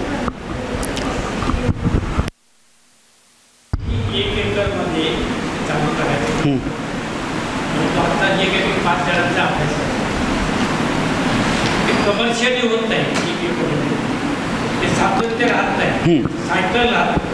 त्यामुळे जर उद्योजक म्हणून एखादं वाढायचं असेल तर तुम्ही कंपनीने हेच सांगितलं पाहिजे की किमान 3 एकर घेतलं. मी सांगितलं तो मुद्दा शासनाच्या ह्याच्याने, पण एखाद्याची जमीन नाही. आता काही खूप आपल्याकडे शेतकरी आहेत, हा भाड्याने घेतला पाहिजे. कसं होतंय आता आमचे पाटेकरांनी हां ते ज्या पद्धतीने करतात आहे, उत्साह लागला आहे, कष्ट भरपूर करत आहे, रिझल्ट काय कसं आहे, पुढे वर्षात 2 वर्ष ते टिकते असं नाही, काय पैसे जातात. त्याची कारणं जी आहे ती आहे की पुरेसं जमिनीचं हे पाहिजे, लागवड पाहिजे. 1 एकरमध्ये माहिती नाही, 3 एकर त्याच्यासाठी मी काय सांगेन माहिती आहे, आम्ही कंपनीचे जेव्हा दादरला हे घेतो तेव्हा तिथले आपले मुंबईचे चाकरमानी असतात ज्यांच्या जमिनी आहेत तिथे कोकणामध्ये, पण ते स्वतः काही करू शकत नाही. तर त्यांना आम्ही आव्हान केलं आहे की अशा लोकांनी आम्हाला जमिनी जर कोण द्यायला तयार असेल करारावर तर आम्ही शेतकरी उभे करू, पण शेतकरी इथला पाहिजे. जमिनी देणारे खूप जण आहेत. आपले चाकरमानी आहेत, मुंबईला उच्च पदावर आहेत, चांगले आहेत, त्यांच्या जमिनी आहेत खूप. इथे कोकणामध्ये राजापूर तालुक्यात म्हणा, सिंधुदुर्ग म्हणा किंवा इकडे, तर त्यांना पण त्या द्यायच्या आहेत. त्यांना पण वाटतं की आमच्या जमिनी डेव्हलप करावे, पण ते शेतकरी त्याच्यासाठी तेवढे अप्रोच झाले पाहिजेत. आणि शेतकऱ्यांनी कंपनी आणि एकदा या कार्यक्रमाला आले सारखे, तर त्यांच्या ओळखी होऊन ते आपोआप हा प्रश्न सुटण्यासारखा आहे. काही असं तालुक्याने म्हणा किंवा गावातनं काही तुम्ही केलं का की ह्या शेतकऱ्याला विकायचे किंवा द्यायचे जमीन, पण कोणाकडे नाही आहे हे कॉन्टॅक्ट कसं करणार? नाही, तसे शेतकरी खूप कमी भेटायला येतात. आता मला जे भेटायला येतात ना, मी सांगतो शेतकरी मला कमी भेटायला येतात. त्याच्यातले बरेच जण कन्स्ट्रक्शनमध्ये असतात, मुंबईला खूप सेटल असतात, ज्यांना खूप चांगले पगार वगैरे असतात. त्यांना हे करायचं आहे, त्यांना अर्थकारण कळलं आहे. आपल्या शेतकऱ्याला त्याचं अर्थकारण कळलेलं नाही आहे. ते मला अजून पण येऊन ते सांगतात, सावंत हे काय तुम्ही पाला लावला आहे, तुम्ही काजू लावा, बघा काजूचा दर काय चालला आहे, आम्हाला हे 1 लाख 2 लाख रुपये सुटत आहेत.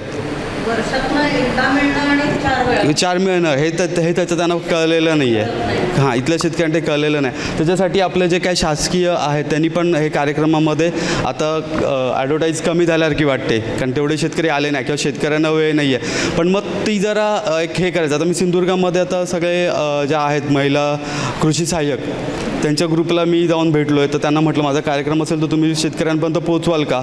तर त्या बोलल्या चालेल, आम्ही पोहोचवतो, म्हणून तुमचा काय कार्यक्रम लागला का मला सांगा म्हणून.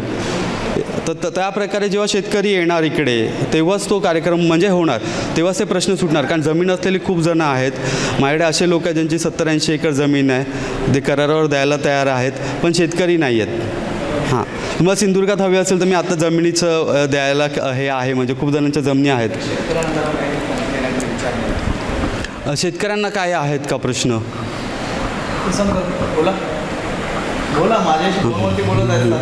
नाही, विचारा ना साहेब, काही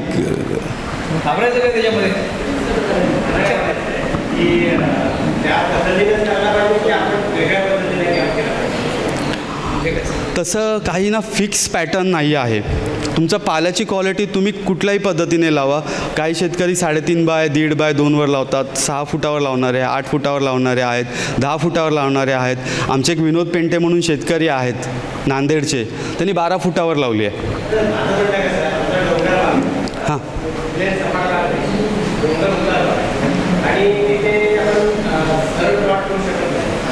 लावा ना. डोंगर उतारावर माझ्याकडून घेऊन गेलेत. पाणी एक तर ते पाणी थांबवून ठेवतात, झाडं तुमची डोंगराची धूप थांबवतात.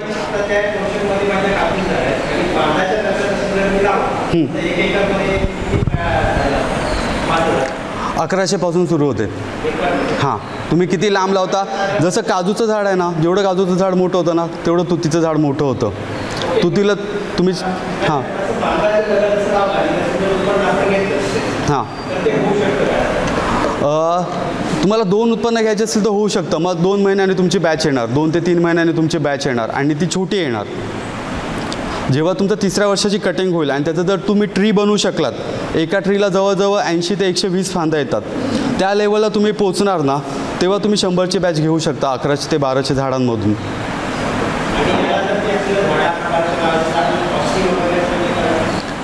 आता माझ्याकडून काही शेतकरी 1 रुपयाने घेऊन जातात फांद्या, काही लोक 15 रुपयाने रोपं आणतात, काही लोक आंबोलीला तुम्ही गेलात, आंबोलीला आपली नर्सरी आहे शासकीय, ते 3 रुपयाला रोप देतात. आता राहिला खर्च हा तुमचा लागवडीचा, तो तुम्ही ते पारेने खणून लावू शकता, नांगरट करून व्यवस्थित सऱ्या पाडून लावू शकता. तुमच्या जमिनीवर डिपेंड आहे. जर तुमची सरळ जमीन असेल तर तुम्ही खोल नांगरट करा, ती जमीन रान येणार, कमीत कमी रान येईल ह्या हिशोबाने लावा. आता तुम्ही म्हणता तुमची जमीन अशी उताराची आहे, तर तुम्ही छोटे खड्डे खणून ते, आता एक डिगर मशीन येतं, 17,000चं एक मशीन आहे, तर तुम्ही घेतलं तर हां, मग तुम्ही एक पारेने खड्डा मारूनही त्याच्यात तुम्ही रोप आणून लावू शकता. हां,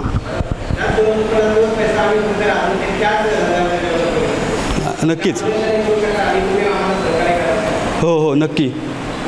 आणि सुरुवातीला तुम्हाला बॅच घेताना आली ना, तर तुम्ही पाला कट करताना नाही, त्याचे 5 शेतकरी बसलेत ना, जे तुमच्या जवळचे असेल त्याला सांगा की माझा पाला विकत घेणार का, मी तुम्हाला 300 किलो 400 किलो 1000 किलो पाला देतो, तुम्हाला कामी पाला पडतोय तर तुम्ही माझा पाला विकत घेणार का. मग तुम्ही शेड बांधून तुम्ही हे सगळा उद्योग केलाच पाहिजे असं नाही.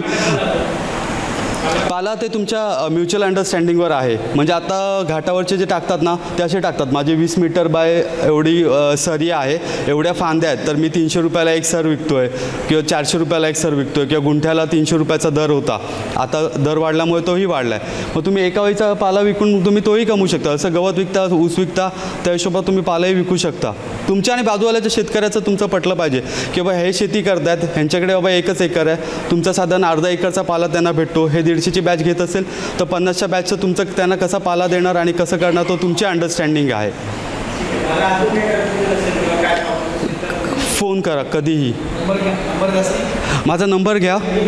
हां, तरी मी एक कर्नाटक गव्हर्नमेंटने काही औषधं त्यांची सांगितली आहे, त्याच्यात एक सरी बूस्टर येतं, ते औषध तुम्ही फवारणी करायची आहे लिटरला 3 ml. नाही पाल्यावर, अंड्यावर आता सध्या 3 औषधं आहेत, पण त्याचा मी वापर केलेला नाही आहे. मी त्याच्यातलं फक्त एकच जे लास्टला समजा कोचवर गेले नाही तर त्याचा वापर केला, तर ते खूप जरा हे आहे, डेंजर आहे की ते तुमचं जर मारणं चुकलं तर ते ट्रेनिंग घेणं खूप गरजेचं आहे. तर सरीमोर म्हणून एक औषध आहे जे तुम्ही 4-5व्या फेडिंगनंतर 3ऱ्या मोडनंतर मारू शकता. त्याने कोशाची हे खूप सुधारते, क्वालिटी खूप सुधारते. म्हणजे चर्चा आहे की कंपनी हा कोकणातल्या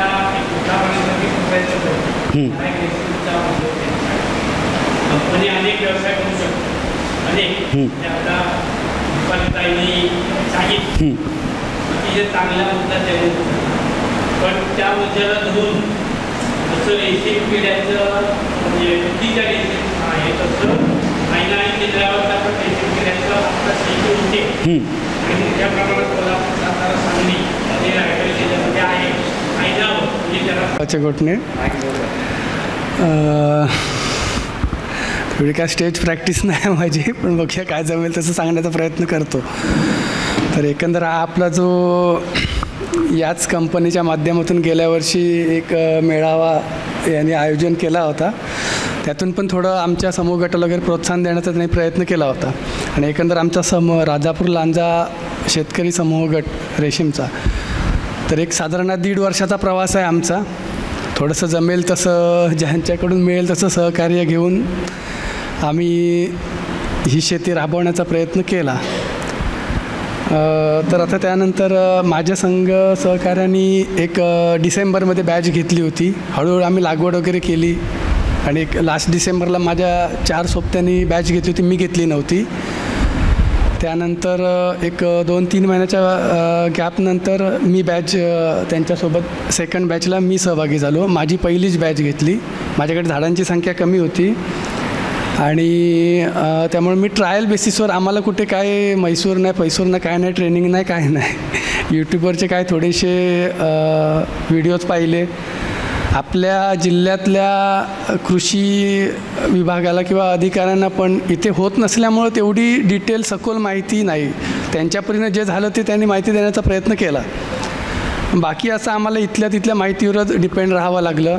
थोडेसे गड इंग्लजवरून वगैरे जे अधिकारी आले होते त्यांनी पण मार्गदर्शन केलं. त्यानंतर आपले कृषी विज्ञान केंद्राचे हनुमंते सर आणि SS चव्हाण सर, तर त्यांचे मी म्हणजे ऋण व्यक्त करतो की त्यांनी पण आमच्या या प्रयोगासाठी जमेल तेवढी मदत केली. त्यानंतर आपले शेजारी सिंधुदुर्गातले 2 शेतकरी, एक जयदीप सोने आणि महेश सावंत सर, यांनी आम्हाला खूप मार्गदर्शन केलं प्रत्यक्ष शेतकऱ्यांनी, कारण आम्ही पहिली व्हिजिट तिथेच दिली माहितीसाठी. आम्ही एक 20-25 शेतकरी गेलो होतो आणि थोडंसं त्यांच्यामुळे आम्हाला थोडा कॉन्फिडन्स वाटला की जर हे सिंधुदुर्गात करू शकतात तर आम्ही रत्नागिरीत, राजापुरात करू शकतो. त्यामुळे आणि बॅच चालू असताना पण आम्ही आधी थोडेसे व्हिडिओ बघत होतो आणि मग थोडंसं ते रिपिटेशन व्हायचं आणि ॲक्च्युअल काय कळायचं नाही. पण ज्यावेळी माझ्या गटातल्या इतर 4 शेतकऱ्यांच्या बॅचेस चालू होत्या आणि ते जेव्हा ॲक्च्युअल बघायला गेलो तेव्हा खरे ते व्हिडिओ बघताना जे काही मुद्दे निघत होते किंवा तेव्हा वेगवेगळे प्रश्न पडायला लागले. त्यामुळं जर ते शिकायचं असेल तर प्रत्यक्ष तिथे जागेवर जाणं जास्त महत्त्वाचं असतं. आणि बाकी जर या दुसऱ्या बॅचनंतर थोडीशी मी 20 अंडी पुंजाचं ट्रायल बॅच घेतली आणि त्यात 22 किलोचा रेशीम कोश निघाले, ज्यांना ए ग्रेड मिळाली. 480चा काउंट निघाला. तर त्यानंतर थोडंसं ते आमच्या खामकर साहेबांनी जी पोस्ट केली त्यानंतर बरेच असे फोन वगैरे आले आणि त्यातून काही प्रश्न पण आले. तर काय काय जणांचं होतं की तुम्ही 20 अंडीपुंजच कसे घेतले, मिळतात 50 अंडीपुंजाचं. म्हणजे आता हा प्रश्न सामान्य शेतकरी नाही विचारू शकत, जो करतो ज्याला माहीत आहे तोच. आणि थोडासा तो खोचक प्रश्न असतो की तुम्ही कसे घेतलेत. तर आम्ही त्यांना पण सांगितलं की कारण एक 50 अंडीपुंजाला 30,000 अळ्या असतात, 20 अंडीपुंजाला तुम्हाला 12,000 अळ्या बसतात.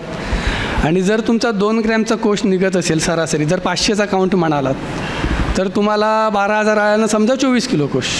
त्या हिशोबाने जर तुमच्या अळ्या मर झाल्या किंवा पाल्यातले पोचट कोश वगैरे असं जर सगळा विषय धरला तो 3-4 किलोचा, तर ते बरोबर ते 20 अंडीपुंजावर गणित येतं. आणि हा विषय आपण त्यांना पटवून दिला. त्यानंतर मग त्यांनी विचारलं की मार्गदर्शन, तर बोललो पहिलीच बॅच आहे, यशात जर सातत्य असेल तर मार्गदर्शन आपण करू शकतो, नाहीतर कसं अनुभव कथन होऊ शकतं, मार्गदर्शन म्हणू शकत नाही याला.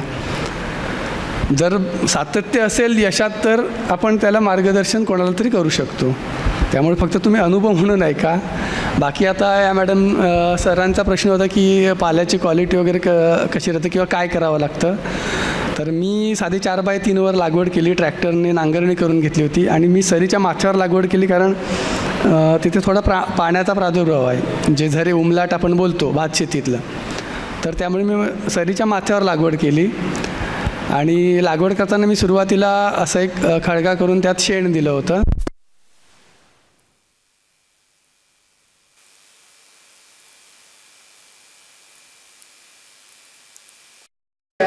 गांडूळ तयार झाले रोपं मिळेपर्यंत. इतर कोणतेही तर असं केमिकल वापरलं नाही तर, म्हणजे जे वाढी लागले मुंगी लागली रोपणे गांडूळ म्हणून देतो.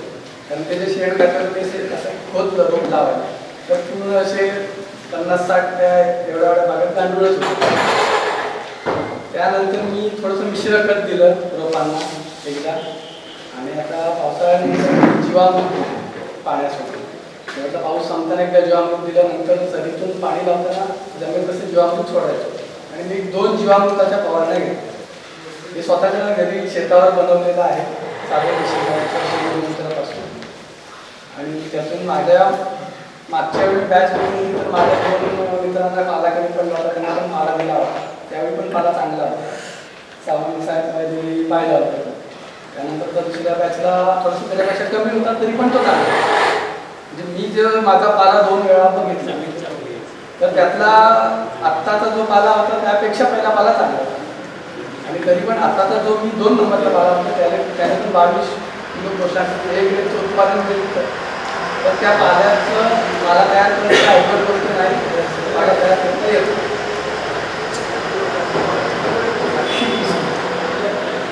अनुभव एवढा छान वाटते जास्त शेतकऱ्यांनी. हां, तर जास्तीत जास्त शेतकऱ्यांचा सहभाग महत्त्वाचा आहे. कारण आम्ही तुम्हाला सांगतो आम्ही एकत्र एकदा संधी आणली 9 मार्चच्या ह्याची. आणि आम्ही ठरवतो की आमचा माल एकदा जाईल तर आम्हाला गाडी भाड्यात वगैरे बरं पडेल.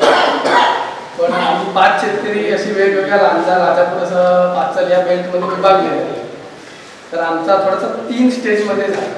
तर त्यातले 4 शेतकरी म्हणजे 2-2 शेतकरी आम्ही सोबत होतो 2 दिवसाच्या फरकाने. आणि आमच्या एका शेतकऱ्याचा एक 5-6 दिवसांनी थोडा उशीर झाला. तर यामुळे प्रॉब्लेम झाला कसा की सेपरेटली कोणच जाऊ शकत नाही. आणि याचं नियोजन कसं असतं, चंद्रिका टाकल्यानंतर तुम्हाला 5व्या दिवशी कोश काढायचे असतात, 6व्या दिवशी बाजारात गेले पाहिजे. त्यानंतर प्रत्येक दिवशी 8% वजन कमी होतं कोशांचं. तर जर जास्त शेतकरी तुमच्या समजा 20 शेतकरी असतील तर किमान 8-10 शेतकऱ्यांचा तरी 1-2 दिवस क्लायमेटमुळे फरक पडू शकतो. तर सगळ्यांनी एकदम बॅच घेतली तरी 10-10 शेतकऱ्यांचा तरी माल एका दिवसात मिळू शकतो आणि ते चांगल्या मार्केटला जाऊ शकतो. त्याच्यासाठी सामूहिक एकत्र यायची जास्त आहे. आणि आता सहकार मिळवायचं तर मला समूह गटाच्या माध्यमातून चांगला अनुभव आला. पहिली माझी बॅच होती, माझ्या सहकार्यांना पाला कमी पडला, मी पाला दिला. आता माझी बॅच चालू असताना 4थ्या मोड नंतर पण माझ्या आळ्या घरी स्वतः घरामध्ये रॅक तयार नव्हते. माझ्या शेतघरातच मी थोडं नियोजन केलं होतं. तर माझे समोर भेटातले गाड साहेब आणि पेडणेकर साहेब यांनी येऊन स्वतः मदत करून रॅक वगैरे आम्ही बांधले बांबूपासून साधे. त्यामुळे मला ती एकदम ऐन वेळेला, कारण 4था बोल्ट नंतर तुमची खूप धावपळ असते 7 दिवस 14 पिढी, आणि तुम्ही सकाळपासून संध्याकाळपर्यंत त्यांना खायला घालत असतो आणि ते खात असतो. म्हणजे तो थोडा आपल्या प्रकृतीचा किंवा जास्त मेहनतीचा काळ असतो. त्यावेळी त्यांनी येऊन मला मदत केल्यामुळं म्हणजे खूप मला खूप मोठी मदत झाली. त्यामुळं ते सहकार्य खूप मोलाचं आहे, जे आम्हाला आता एका गटाच्या माध्यमातून एकामेकाला एकत्र आल्यामुळे मिळतं. तुझी बॅच काय झालं, तुझा मोड बसला का, तुझा मोड कुठला का, मग माझा जर बसत नाही तर काय झालं, त्यानंतर ते आमच्या माध्यमातून मागे राहिलं. आम्ही सगळे तिथून तिथे गेलो करतला काय झालं, तर मग बघितलं आमच्या पद्धतीनं. तरी पण त्यांनी त्या स्टेजनंतर पण जे गोष्ट तयार केली ही म्हणजे माझ्यासाठी माझ्या कशापेक्षा ती ग्रेट गोष्ट आहे. कारण एक त्यांना जो तिथं वादळाचा पावसाचा त्रास झाला होता, त्याची शेड वगैरे बुडाली होती, त्या सगळ्या म्हणजे अळ्याची अवस्था खूप नाशक होती. त्यानंतर पण ते त्या अळ्यांपासून कोर्स करू शकले, हे खरं म्हणजे मला ते खूप ग्रेट वाटलं. त्याचे कोर्स तयार झाल्यानंतर पण आम्ही गेलो. त्यांनी खूप जिद्दीनं केलं ते, तर आम्ही कोणी असतं तर ते थोडंसं चित्र रद्द करावं असं आमच्या मनातला विचार होता. पण ते बोलले नाही, ठीक आहे, यश मिळवते प्रयोग म्हणून तरी करणार, काय बोलतं बघायला. पण तरी पण त्यांनी ते सक्सेस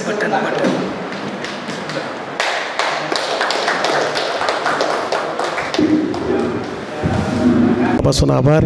यानंतर अनुभवाचे बोल रेशीम शेतीबद्दलचे आमचे मित्र आणि ज्यांना आम्ही समजतोय ते आमचे मित्र वासुदेव घाग यांना मी विनंती करतोय की त्यांनी मार्गदर्शन करावं.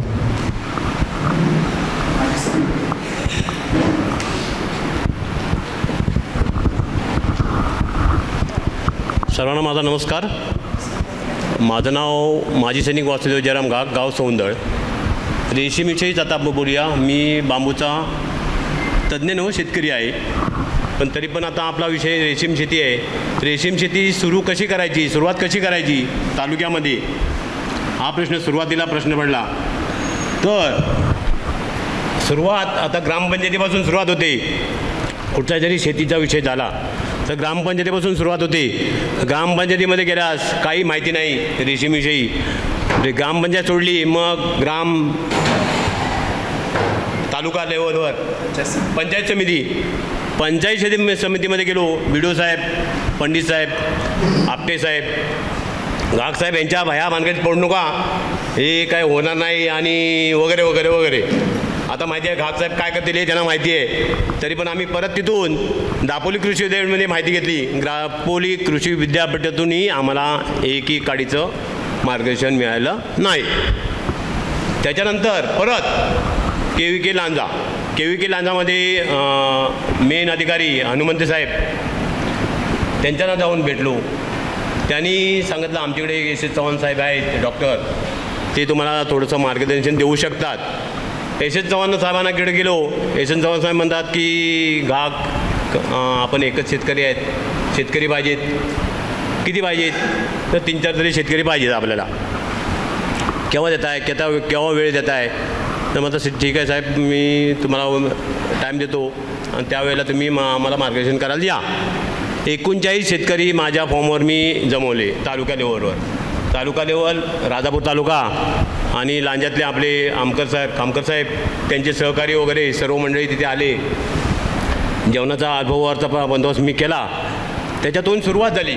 रेशीम हा कसा उद्योग करायचा, काय करायचा, कोण मार्गदर्शन करणार. हनुमंत साहेब आले, SS चव्हाण साहेब आले. त्यांनी यूट्यूबवर सर्व मार्गदर्शन दाखवलं. आपल्या ह्याच्यावर काय म्हणतात त्याला, लॅपटॉपवर. मग साहेब हे लॅपटॉप सर्वांनी बघितलेलं आहे, तर तुम्ही ओरिजिनल कहाणी सांगा, जसे चव्हाण साहेब आपले साहेब सांगतायत. तर घागसाहेब म्हणाले हे एवढीच माहिती आहे आम्हाला. मग त्याच्यातून आम्ही कणकवलीतून एक शेतकरी अनुभवाचे आणले होते, त्यांनी मार्गदर्शन केलं. मग एकत्र झाले सर्व शेतकरी. एकत्र झाल्यावर आम्ही 35 शेतकरी कणकवलीला गेलो.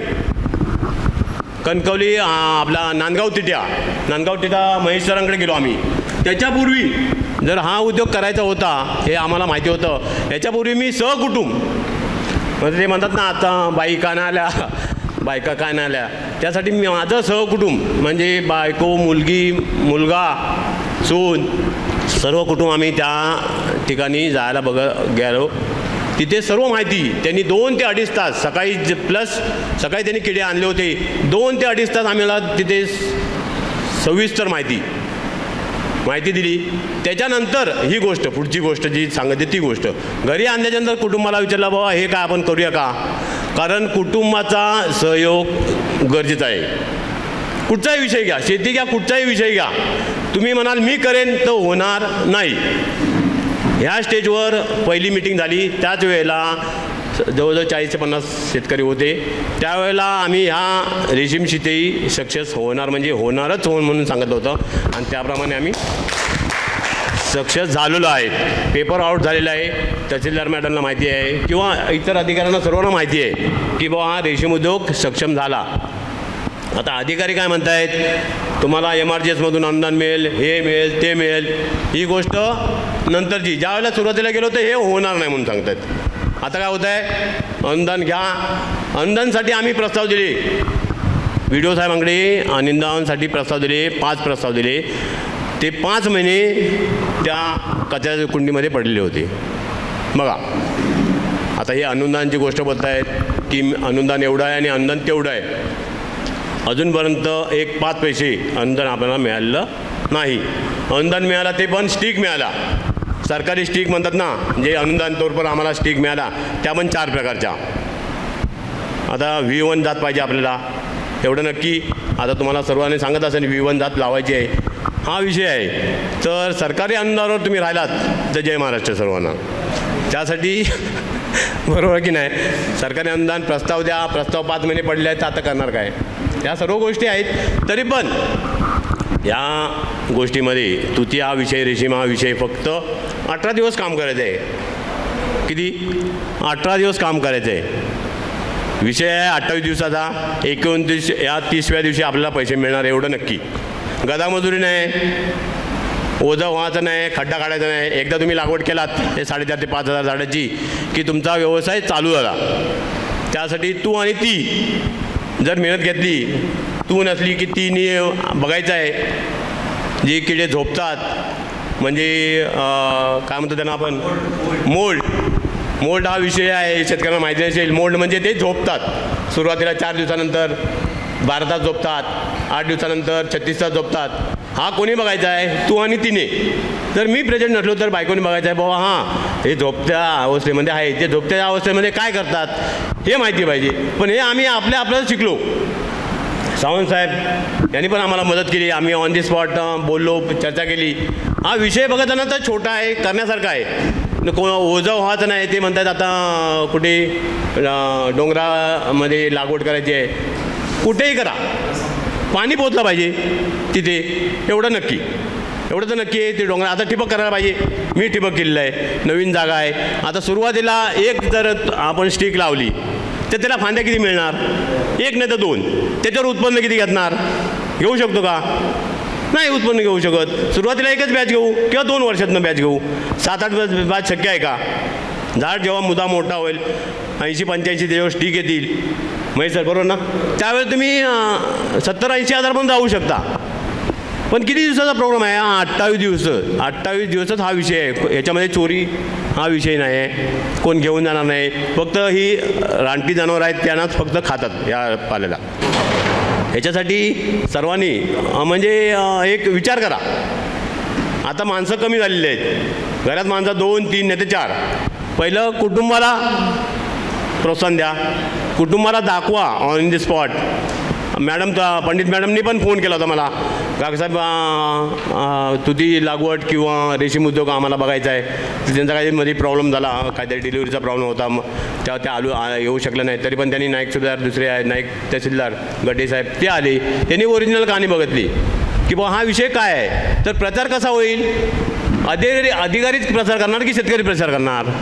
जे अधिकारी आहेत तहसीलदार मॅडम आहेत, कृषीचे अधिकारी आले ते, आत्माचे ते अधिकारी, ते काय सांगतात शेतकरी प्रचार करा. आता त्यांच्याकडनं प्रचार होणार आहे की नाही, बरोबर आहे की नाही? प्रचार कोणी करायला पाहिजे? हा विषय आहे, छोटा विषय एकदम सिंपल. तुम्ही म्हणाल हे टेम्परेचर वगैरे आम्ही टेम्परेचर बघितलेच नाही. 36 किती लास्ट 34 टेम्परेचर पाहिजे, आमचा टेम्परेचर आम्ही बघितलंच नाही. 37-38पर्यंत गेला तरी पण आम्हाला सक्षम करायचंच होतं. मग आम्ही गोंधपडा लावली, काय लावलं, जे काय आहे ते आम्ही गदामजुरी केली, पण अनुदान विषय 0. ठीक आहे, हा विषय आहे ना डोक्यात घ्या आणि तो आपण करू शकतो एवढं नक्की. त्याच्यामध्ये विशेष असं काही विषय नाही. या गोष्टीसाठी सरकारी माध्यमातून जर आम्हाला योगदान मिळालं असेल तर हनुमंते साहेब 2-3 मिटिंगला आमच्याकडे आले, शेतकऱ्यांना समजून सांगितलं. यशस चव्हाण साहेब आहेत, त्यांनी पण समजून सांगितलं, त्यांनी स्टिक दिल्या. तर त्यांचं पण प्रोसिजर चालू आहे. त्यांनी सरकारी अधिकारी म्हटलं की त्यांच्यावर मागे भरपूर काम आहेत. आता तहसीलदार मॅडमकडे तुम्ही जर गेला तरी वेट करावं लागणार, त्यांच्या कॅबिनमध्ये कोण ना कोणतरी असणारच. साठी थांबायला पाहिजे. असं नाही की आम्ही गेलो आणि तिथे आम्हाला योगदान मिळालं नाही, मार्गदर्शन मिळालं नाही, अशा गोष्टी नाहीत. तर आता ह्या लागवडीमध्ये 15 जणांनी उतरलो आम्ही, पण आता खड्ड्यात कोण उतरणार हा पण प्रश्न मोठा होता. टाळ्या वाजवायला भरपूर होते. हे भिकारचोट आता रेशीम उद्योग करतायत. ह्या भाषेत मी सांगतो प्रत्यक्षात तुझ्या बापसान केला होता रेशीम उद्योग. पहिला माझा विषय होता बांबू. बांबू तुझ्या बापसान मला लावला होता, कारण आजोबाने लावला तो आम्ही तोडतो आहे, पण लावायचा विषयच नाही. आणि तो आम्ही लावला आणि शिस्तपद्धत तालुका जिल्हा लेवलवर माणसं येत आहेत, जिल्ह्याच्या बाहेरच्या लोक येऊन बघतायत. त्याच्यामुळे माझा प्रसार झाला. हे बांबू लागवड घडला कुठून, हे आमचे नारकसाहेब त्यांनी हे घडवलं एवढं नक्की. ज्यांनी मार्गदर्शन केलं घागसाहेब असंच आहे आपला ह्याला लांजाच्या पुढे नारकसाहेब हां खानू आहे. लांजाच्या पुढे एक छोटंसं गाव आहे, तिथे नाही तिथे आपले हां बांबूचं म्हणजे प्रशिक्षण होतं. म्हणजे त्याचा एक आता जसा सेमिनार बसला होता तसाच भरला होता. डॉक्टर फडसाहेब होते तिथे. त्यांनी प्रत्यक्षात सांगितलं एक बांबू लावला तर तुम्हाला एक वर्षातून 10 बांबू मिळतील. एक बांबू लावला तर वर्षाला तुम्हाला 10 बांबू मिळतील. 10 बांबूची किंमत करा. ते गणित ठेवून आम्ही बांबूला कोट केली. आता बांबूकडे ओळूया नको, 1 तास लागेल बोलायला, तर आपण ओळूया नको. पण हा रेशीम विषय आहे, एकदम क्षुल्लक गोष्ट आहे. कुटुंबाला पहिलं बंदोबस्त करा. 28 दिवसाचा प्रोग्राम आहे. आता बघा फिडिंग काय आहे हे माहिती नाही, इथं बसले त्यांना माहिती नाही. त्यांना जे आपण चारा देतो, पाला घालतो त्याला फिडिंग म्हणतात. मोड हा झोपल्यावर त्याला मोड म्हणतात. उठणं आणि झोपणं हे 2 गोष्टी होतात. त्या गोष्टी छोट्या ज्यामध्ये आपण यूट्यूबवर बघतो आहे, पिक्चर बघतो आहे, त्याला काय माहिती नाही. जसं हनुमंत विचारे साहेब म्हणाले आता ओरिजिनल जाऊन बघितलं नाही त्यांनी की बाबा रेशीम काय किडे आहेत, कुठे झोपतात किंवा उठतात. प्रत्यक्षात त्यांनी माझ्याकडे जवळजवळ 8-10 दिवस येणं जाणं, रावाची कोटणे ते सौंदळ येणं जाणं. हां घागसाहेब झोपलेत आज, म्हणजे त्यांनी अनुभव मोठा घेतला त्यांनी माझ्याकडनं. म्हणजे मी काय शिकवलं त्यांनीच अनुभव घेतला. माझी सून होती, माझी बायको होती, जे काय होतं ते चालू होतं. त्याच्यामध्ये मी पण प्रेझेंट नव्हतो, काय करणार असो. पण त्यांनी बघा आता त्या अनुभव घेऊन ग्रेड 1 माल काढला. आता ट्रेनिंग मिळाली का आम्हाला, तालुक्यात ट्रेनिंग मिळाली का. कृषी अधिकारी आता जाऊन गेले म्हणजे त्यांच्यावर त्यांना प्रश्न होते, पण ते आता गेले. आत्मातून सहली, त्याच्यापूर्वी आत्मामध्ये नव्हतं का हे माहिती नव्हतं का. आत्मा जी समूह गट निर्माण केला, आत्माचे अध्यक्ष आमरेसाहेब आले होते. समूह गटाला जी प्रोत्साहन दिलं ते आमचे अध्यक्ष चौगुले साहेबांनी केलं, समूह गट तयार केला.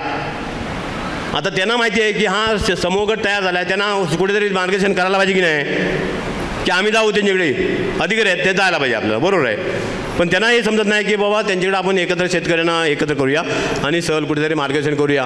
ते आमच्यातर्फेच आम्ही पैसे खर्च केले, मार्गदर्शन केलं आणि सक्सेस झालो. तेवढी मोठी गोष्ट आहे. का होणार नाही.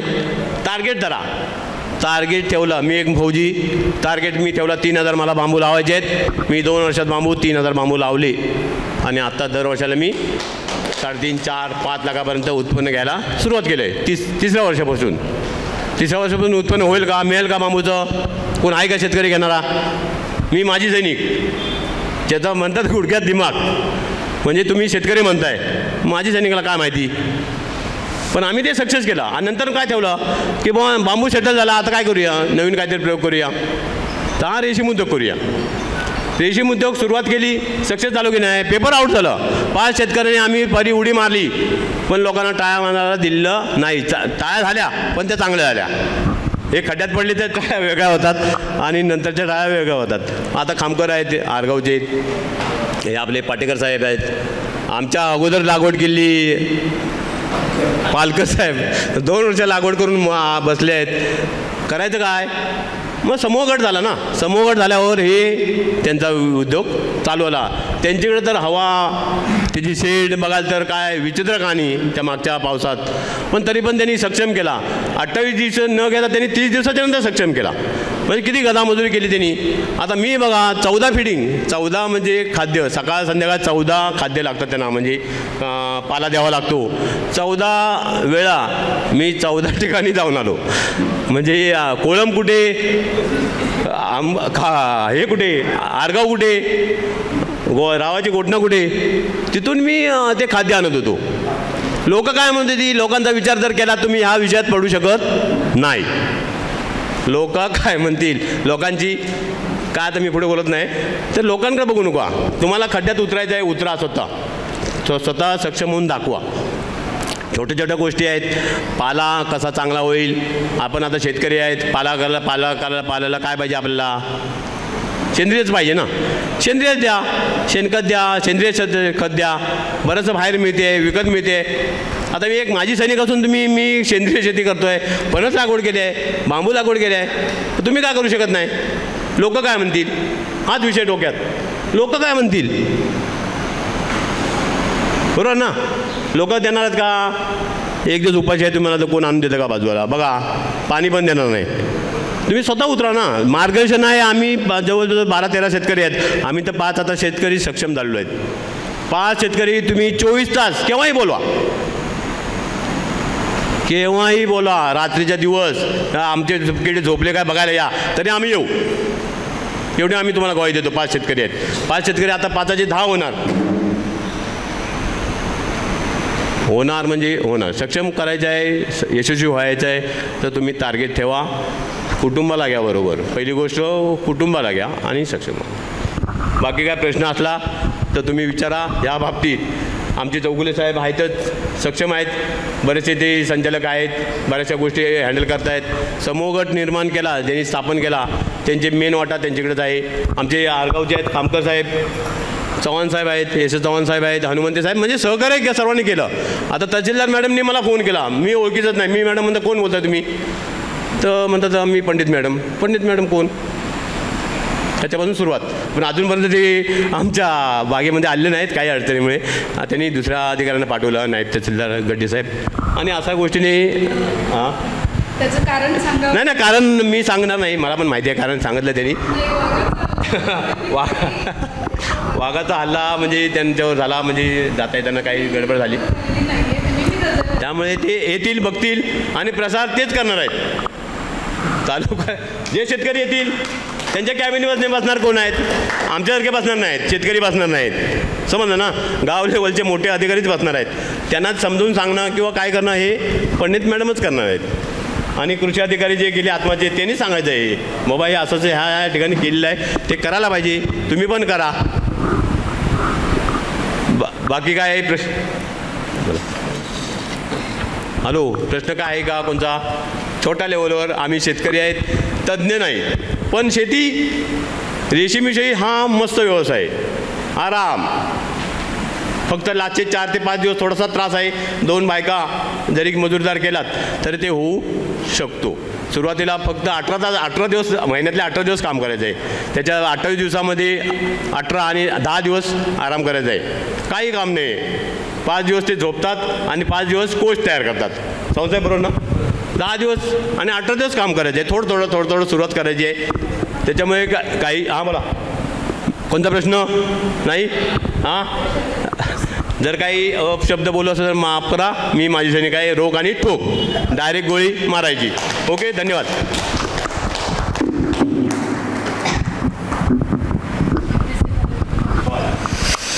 घाप साहेब, खरोखर धन्यवाद. अतिशय चांगले प्रत्यक्ष अनुभवाचे विचार रेशीम शेतीबद्दलचे आम्ही ऐकले.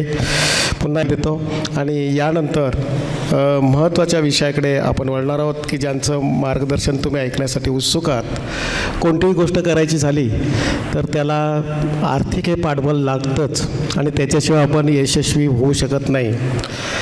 या ठिकाणी कोकणातला शेतकरी हा आर्थिकदृष्ट्या तेवढा सक्षम नसल्यामुळे आज घाटावरच्या शेतकऱ्यांच्या बरोबरीने तो जाऊ शकत नाही आहे.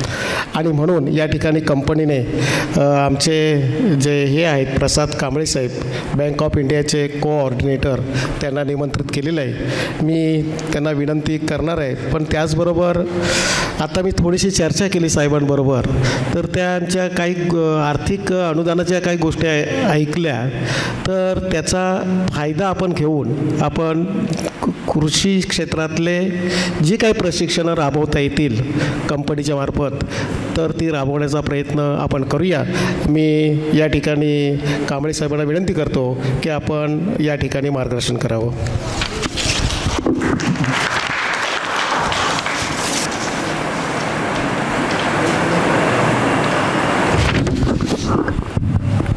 सर्वप्रथम सर्वांना नमस्कार. ज्या मातेनं अखंड स्वराज्याचं स्वप्न पाहिलं अशा राष्ट्रमाता जिजाऊबाई साहेब, त्यांचं स्वप्न पूर्ण करणारे महाराष्ट्राचे आराध्य दैवत छत्रपती शिवाजी महाराज आणि ते स्वराज्य टिकवून ठेवण्याचं काम ज्यांनी केलं असे आदरणीय वंदनीय छत्रपती संभाजी महाराज फुले, ज्यांनी शिक्षण क्षेत्रात भरीव काम केलं आणि आद्य शिक्षिका मुख्याध्यापिका सावित्रीमाई फुले आणि शाहू महाराज तसेच राज्यघटनेचे शिल्पकार डॉक्टर बाबासाहेब आंबेडकर यांच्या पवित्र स्मृतीस त्रिवार अभिवादन करतो. आणि उपस्थित आपण सगळेजण शेतकरी आणि व्यासपीठावरील उपस्थित मान्यवर या सर्वांना नमस्कार करतो. कारण मी देखील एक शेतकरी आहे.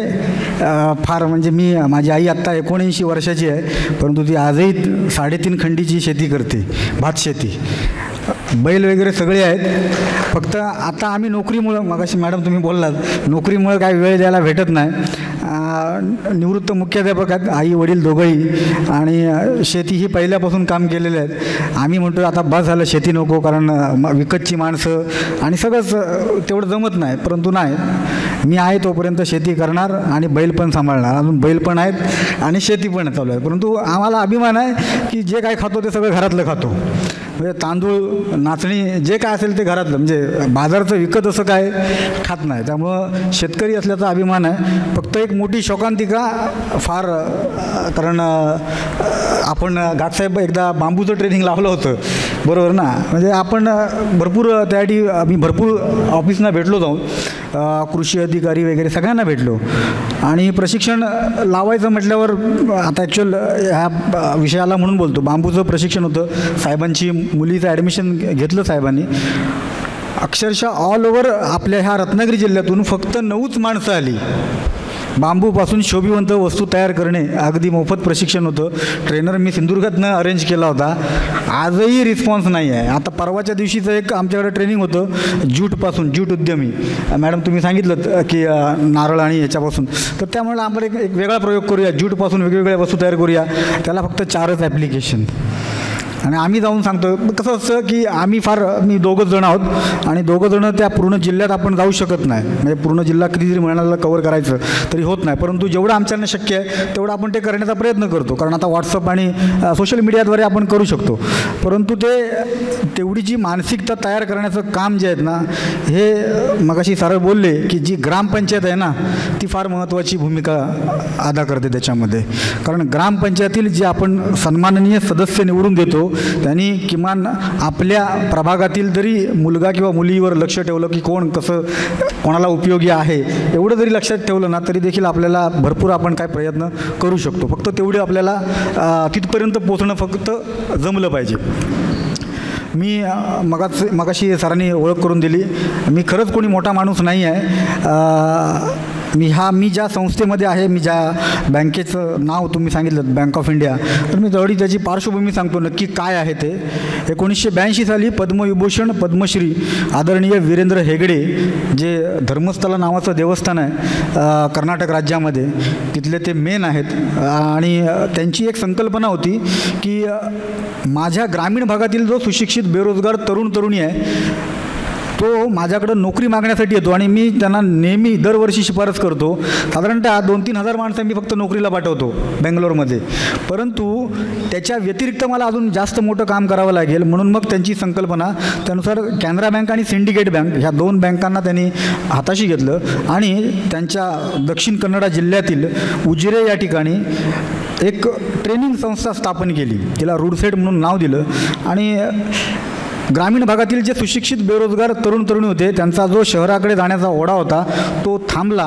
आणि त्यावेळेचे तत्कालीन अर्थमंत्री आदरणीय डॉक्टर मनमोहन सिंग ह्यांना हा उपक्रम भरपूर चांगला वाटला. मग त्यांनी सांगितलं की हा उपक्रम ऑल ओव्हर भारतात राबवला गेला पाहिजे आणि भारतातल्या प्रत्येक जिल्ह्यात राबवला गेला पाहिजे. मग असं ठरलं की प्रत्येक जिल्ह्यात तर राबवायचं आहे, परंतु त्याला होल्ड कोणाचा असणार. मग त्यांनी सांगितलं की ज्या जिल्ह्यामध्ये जी लीड बँक आहे त्या लीड बँकेनं हा उपक्रम हाती घ्यावा आणि तिथं एक उत्तरदायित्व म्हणून, म्हणजे थोडक्यात तुमचं CSR फंड जो असतो तिथून म्हणा किंवा काही म्हणा, नंतर गव्हर्नमेंट त्यांना परत रिफंड करतं, ती वेगळी गोष्ट, ती क्लेम केल्यावर ह्या सगळ्या गोष्टी असतात.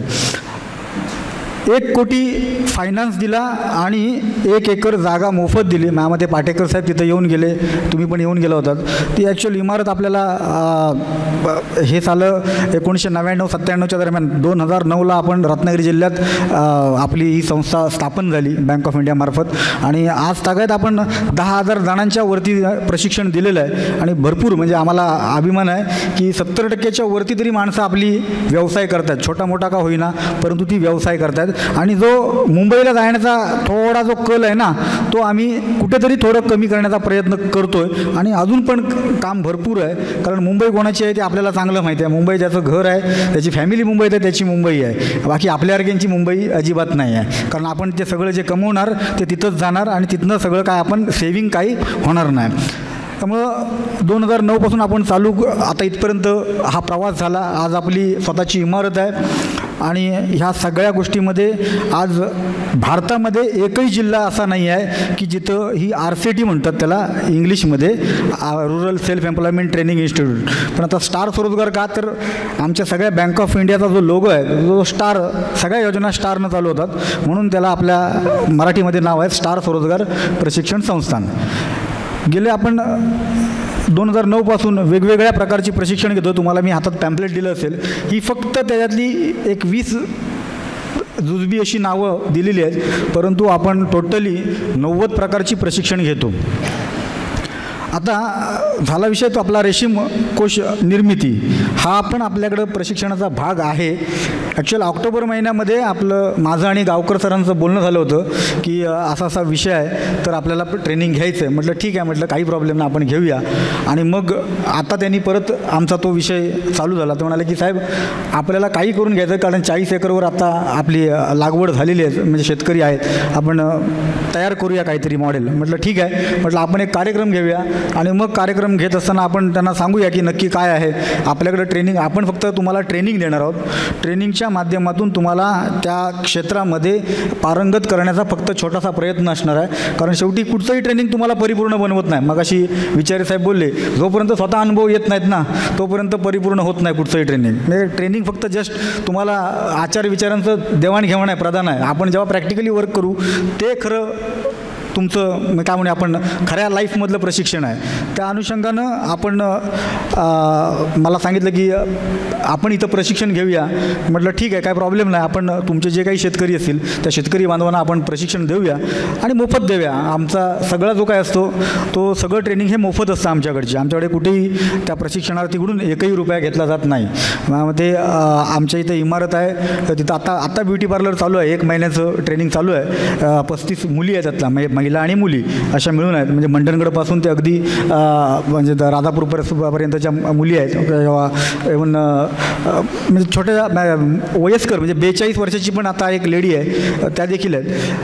कसं असतं की तिथं सगळं राहणं, जेवण, चहा, नाश्ता सगळं मोफत आहे. चादर, उशी, गादी, बेडशीटपासून सगळं. माझ्यामध्ये पाटेकर साहेबांचा चिरंजीव होते जयदीप, 1 महिना राहिला होते.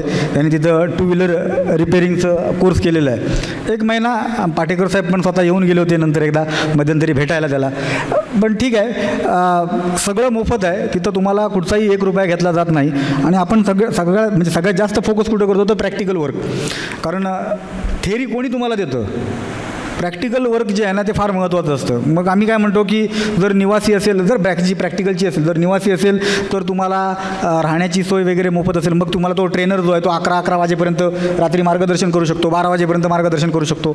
नंतर तुम्ही परत तुमचं ट्रेनिंग सकाळी तुम्ही उठल्यानंतर परत एक 9 वाजल्यापासून सकाळी चालू झालं की रात्री परत तुमचं जे काही असेल ते, म्हणजे जेवढं जास्तीत जास्त कसं शिकता येईल ह्यामध्ये आमचा जास्त कल असतो. त्यामुळं आम्ही शक्यतो निवासीला प्रेफर करतो. परंतु आपण हे जर कृषीचं आहे, कृषीशी निगडीत जी काही प्रशिक्षण आहेत आपली, तर ती प्रशिक्षणं आपण फक्त बाहेर घेतो. तीच प्रशिक्षण फक्त बाहेर घेतो. आता आपल्याकडं ऑलरेडी डेअरी फार्मिंग आणि वर्मी कंपोस्ट ह्या विषयाचं प्रशिक्षण आहे ते दापोली पंचायत समितीत आता चालू आहे. आता माझ्यामध्ये 27 तिथं महिला आणि पुरुष असे शेतकरी आहेत, शेतकरी कुटुंबातील काही जण आहेत. आणि एक आश्चर्य वाटेल, एक मुलगी आहे साधारणतः आत्ता माझे FY BComला आहे ती. FY BComला आता तिची परीक्षा वगैरे दिली. तिला बाबांनी सांगितलं तू जा, मी वयात बसत नाही परंतु तू जा. मी तिला विचारलं अरे असं तुम्ही ह्या ट्रेनिंगला कसं काय? नाही म्हणाले आमचा वडिलोपार्जित डेअरी फार्मिंगचा आहे, त्यामुळं ह्याच्यात अर्थकारण ह्याच्यातलं आम्हाला चांगलं माहिती आहे, त्यामुळे मी हा निवडला. कारण आपल्याकडे माझा म्हणण्याचा उद्देश होता की मी म्हटलं आपण एका माणसाला आयुष्यामध्ये एकच प्रशिक्षण देतो, कारण हा शेवटी गव्हर्नमेंटचा विषय आहे. कारण आधार कार्ड पंचिंग वगैरे सगळं असतं ते. त्यामुळे कसं होतं की म्हटलं तुम्ही परत चान्स तुम्हाला मिळणार नाही. ते म्हणाले नाही मला हेच करायचं आहे. म्हणजे लक्षात घ्या, आत्ता 19 वर्षाच्या मुलाला, 18 वर्षाच्या मुलीला पण कळतं आहे की सगळ्या शाश्वत उपजीविका पाहिजे असेल तर शेती, दुसरं कुठेच नाही आहे. कारण आता आपला ह्याच्या अगोदरचा 2 वर्षाचा काल बघितला आपण, लॉकडाऊन, सगळे व्यवसाय बंद पडले परंतु शेती आणि शेतीपूरक व्यवसाय कधीच बंद पडला नाही. कारण त्याला मरणच नाही, कारण आपण सगळेजण जगणार आहोत ना, ते फक्त शेती आणि शेतीपूरक व्यवसायावरच. त्यामुळं आपण फक्त कृषीची जी प्रशिक्षण आहेत ती फक्त आपण बाहेर घेतो. कुक्कुटपालन, तुमचं मशरूम कल्टिवेशन, डेअरी फार्मिंग, वर्मी कंपोस्ट, भाजीपाला लागवड म्हणजे तुमचं सेंद्रिय असेल किंवा तुमचं नर्सरी मॅनेजमेंट ते. आणि आपण आता म्हणूया आपण तुमचा हा जो रेशीम कोश उद्यमी, जो आमच्याकडे रेशीम कोश निर्मिती आहे, तर तो असे फक्त तुम्हाला जे पॅम्पलेट आहे त्याच्या पुढे दिवस पण आहेत बघा, म्हणजे ज्या ट्रेनिंगचे दिवस आहेत. आता जो रेशीम कोशचा जो दिवस आहे ते 10 दिवस आहेत. 10 दिवसाचं प्रशिक्षण असणार आहे. साधारणतः 10:30 ते 5 म्हणजे तुमची जशी म्हणजे तेवढा वेळ तुमचं इथं ट्रेनिंग असणार आहे. कारण ते कंपल्सरी करून घ्या, कारण आमच्याकडं सगळी ट्रेनिंग ही कंपल्सरी असतात. मग ते अधेमध्ये कधी कोणाला आपण जायला देत नाही. कारण काय शक्यतो घ्यायचं तर पूर्ण नॉलेज घ्या, अर्धवट घेऊन काही फायदा नाही, असं आमचं एक हे आहे. त्यामुळे काय होतं की सकाळी 10:30 ते 5 म्हणजे तुमच्या इथं जर घ्यायचं झालं तर सकाळी तुमची आधार कार्डवर हजेरी असते, संध्याकाळी तुमची आधार कार्डवर हजेरी म्हणजे जसं आपण रेशन दुकानात थंब लावतो अंगठे, तशी तुमची ती हजेरी लावायची आणि जायचं. 10व्या दिवशी तुम्हाला आपण आमचं जे ऑफिस आहे रत्नागिरीमध्ये, तिथं आमच्या खर्चानं तुम्हाला एक परीक्षा असते छोटीशी, म्हणजे तुम्हाला जे शिकवलं आहे त्याच्यामध्ये काय कळलं. कारण याच्यामध्ये सगळ्यात रोल महत्त्वाचा कुठे आहे माहिती आहे, हे आता आपण बघतो ते प्री ट्रेनिंग बघतोय, परंतु प्री ट्रेनिंगनंतर ज्यावेळेला ट्रेनिंग होतं त्याच्यानंतर सर्टिफिकेशन हा फार महत्त्वाचा मुद्दा आहे. कारण सर्टिफिकेट असं कोणी पण देतं, परंतु कौशल्य विकास योजनेचं सर्टिफिकेट तुम्हाला 6 महिने असल्याशिवाय मिळत नाही. म्हणजे कमीत कमी 6 महिने. म्हणजे तुम्ही जे DDE-GKY जे आहे ना, जे तुम्हाला प्रशिक्षण देऊन नोकरी देतं, जे 18 ते 25 वयोगटातील मुलांना आणि मुलींना किंवा तरुणीला, सेम RCT आहे. म्हणजे आता ते नाण्याच्या 2 बाजू झाल्यात, RCT आणि DDE-GKY. DDE-GKY नोकरी देतं आणि आपली RCT हे आपण स्वरोजगार तयार करण्यासाठी प्रयत्न करतो. त्यामुळे कसं होतं की आपण फक्त रोजगारासाठी आपण प्रयत्न करतो. त्यामुळं सर्टिफिकेशन जे आहे ते आपल्याला ऑल ओव्हर भारतामध्ये, अगदी जम्मू काश्मीरपासून कन्याकुमारीपर्यंत हे प्रशिक्षण सेंटर आहे प्रत्येक जिल्ह्यात भारतातल्या. आणि त्यामुळे काय होतं की सर्टिफिकेशन त्यांनी मग सेंट्रल गव्हर्नमेंटने असं ठरवलं की जर का आपण याचे ड्युरेशन वाढवू, म्हणजे तास वाढवू, म्हणजे 80 तास, 10 दिवस आहेत ना, मग 10 दिवसाचे आपण त्यांना 10 दिवसाच्या वरती जे कोर्स असतील त्यांना आपण कौशल्य विकासचं सर्टिफिकेट देऊ. मग त्या कौशल्य विकासच्या सर्टिफिकेटच्या प्रक्रियेनुसार आपल्याला परीक्षा जी असते ती बंधनकारक असते. म्हणजे लेखी परीक्षा म्हणजे कुठची बोर्डाची वगैरे परीक्षा असते असं काही नाही आहे. कारण आपल्या इथं म्हणजे शिक्षित नसलेला, मी काय म्हणलं आहे, शिक्षित नसलेला म्हणजे कुठचाही न शिकलेला माणूस देखील आपल्याकडची परीक्षा पास होऊ शकतो. कारण सगळ्यात महत्त्वाचं काय आहे, माझी स्वतःची अशी धारणा आहे की मी शिकलेलो जरी असलो तरी मी भरपूर अडाणी आहे. हा फार महत्त्वाचा मुद्दा आहे. कारण मोबाईल यायच्या अगोदर माझ्या सगळे नंबर पाठ होते. माझे मोबाईल यायच्या अगोदर सगळे नंबर पाठ होते. अगदी माझ्या डोक्यात सगळं होतं. आणि मोबाईल आल्यानंतर मी सगळं ते विसरलो. अगदी भागाकार गुणाकार वगैरे सगळं मी विसरलेलो आहे. मग दुसरी गोष्ट काय आली की आपले आजी आजोबा जे काही शिकलेले नव्हते, परंतु त्यांना रात्री झोपेत जरी उठवलं असलं तरी तुम्ही ते रात्रीचा हिशोब सांगतील तुम्हाला 10 वर्षापूर्वीचा पण, बरोबर की नाही. पावकी, नेमकी, सवाकी, दीडकी सगळं सांगतील तोंडपाठ अगदी. मग अडाणी कोण आहे? आपण आहोत. म्हणजे शिकून आपण अडाणी, कारण त्यांना माध्यम एकच आहे ते इथं ठेवणं, बरोबर की नाही. आपल्याला माध्यम भरपूर आहेत. इकडून ऐकायचं, इकडून सोडायचं, इथनं संवेदना हातात येतात, मग हातातून पेनावर, पेनमधून कागदावर, आणि मग ज्या वेळेला गरज पडेल त्यावेळेला आपण वाचतो. मग सगळ्यात मोठी गोष्ट आपण अडाणी आहोत असं म्हणायचं. त्यामुळं शिक्षित नसलेला देखील माणूस आपल्याकडं ट्रेनिंग घेऊ शकतो. शिक्षणाची अट आपल्याकडं नाही, कारण व्यवसाय कोणी करू शकतो, बरोबर.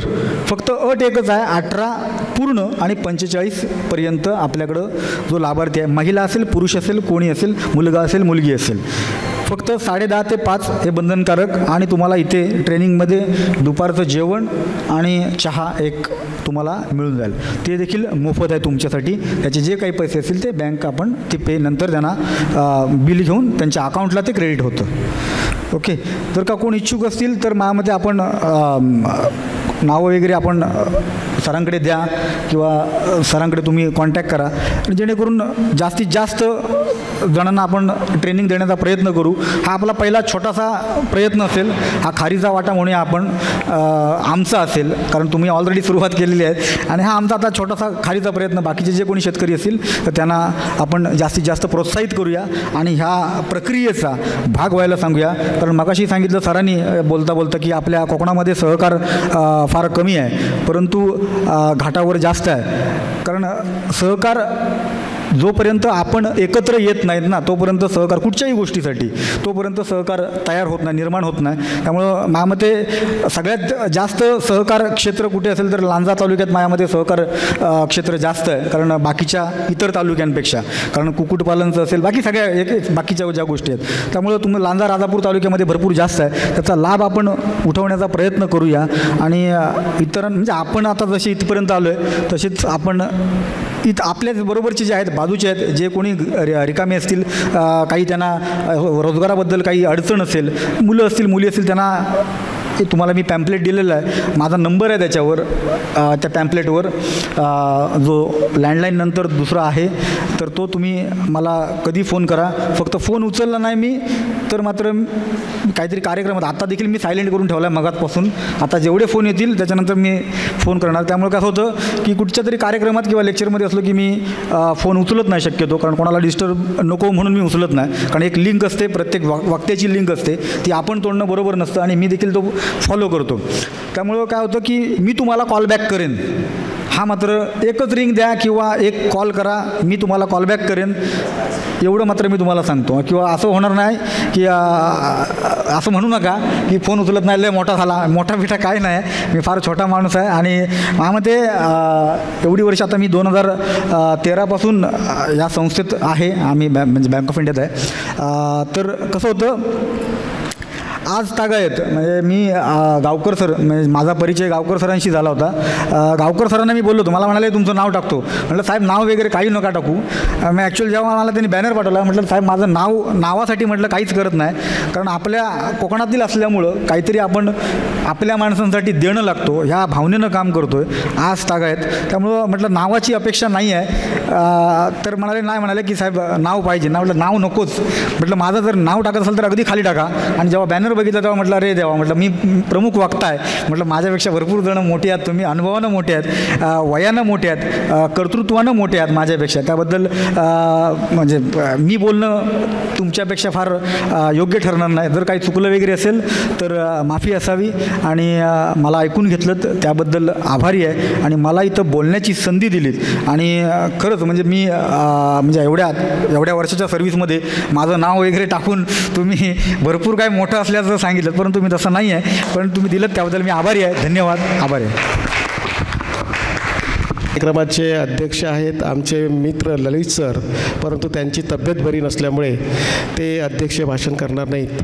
त्याच्याऐवजी आमच्या कंपनीच्या ज्या संचालिका आहेत डॉक्टर भारती विश्वनाथ वरेकर या आपल्या इथे आपले विचार अध्यक्ष भाषण म्हणून या ठिकाणी मांडणार आहेत. राजापूर तालुका शेतकरी उत्पादक कंपनीच्या त्या संचालक आहेत. त्याचबरोबर ग्रामसंघ करक या संस्थेच्या त्यासुद्धा अध्यक्ष आहेत. महिला शाखा प्रमुख करकच्या सुद्धा त्या पदाधिकारी आहेत. आणि 1000 काजू बागायतदार शेतकरी असे त्यांनी जमा केलेले आहेत. मी मॅडमला विनंती करतो की आपण या ठिकाणी अध्यक्ष भाषण करावं.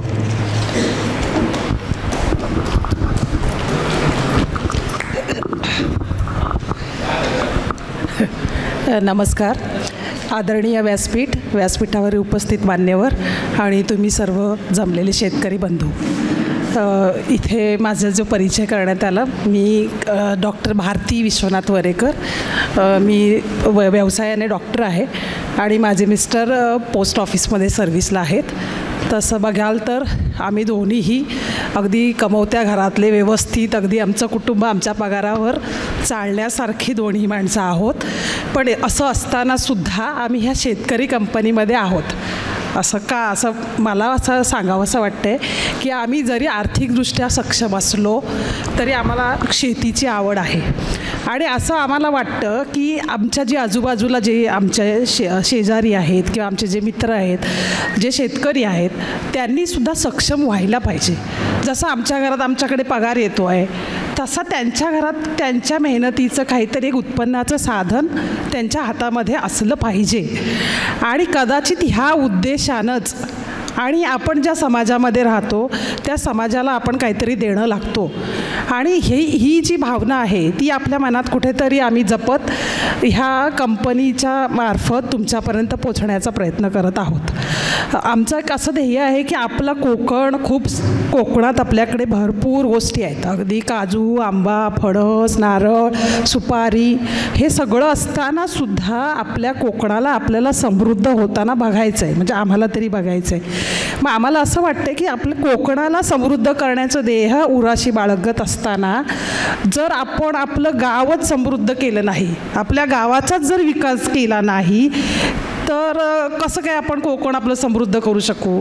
मग आपलं गाव जर समृद्ध होत असेल तर आपोआपच आपला तालुका आणि आपला रत्नागिरी जिल्हा समृद्ध व्हायला वेळ लागणार नाही.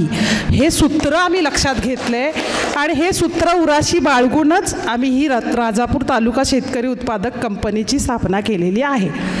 तुम्ही आता बघाल की आपल्याला जर खरोखरच गावांचा विकास करायचा असेल तर प्रथम आपल्या गावामध्ये जी बंद पडलेली घरं आहेत ना, ज्यांना कुलपं लागलेली आहेत, ती खरी पहिली उघडली गेली पाहिजेत.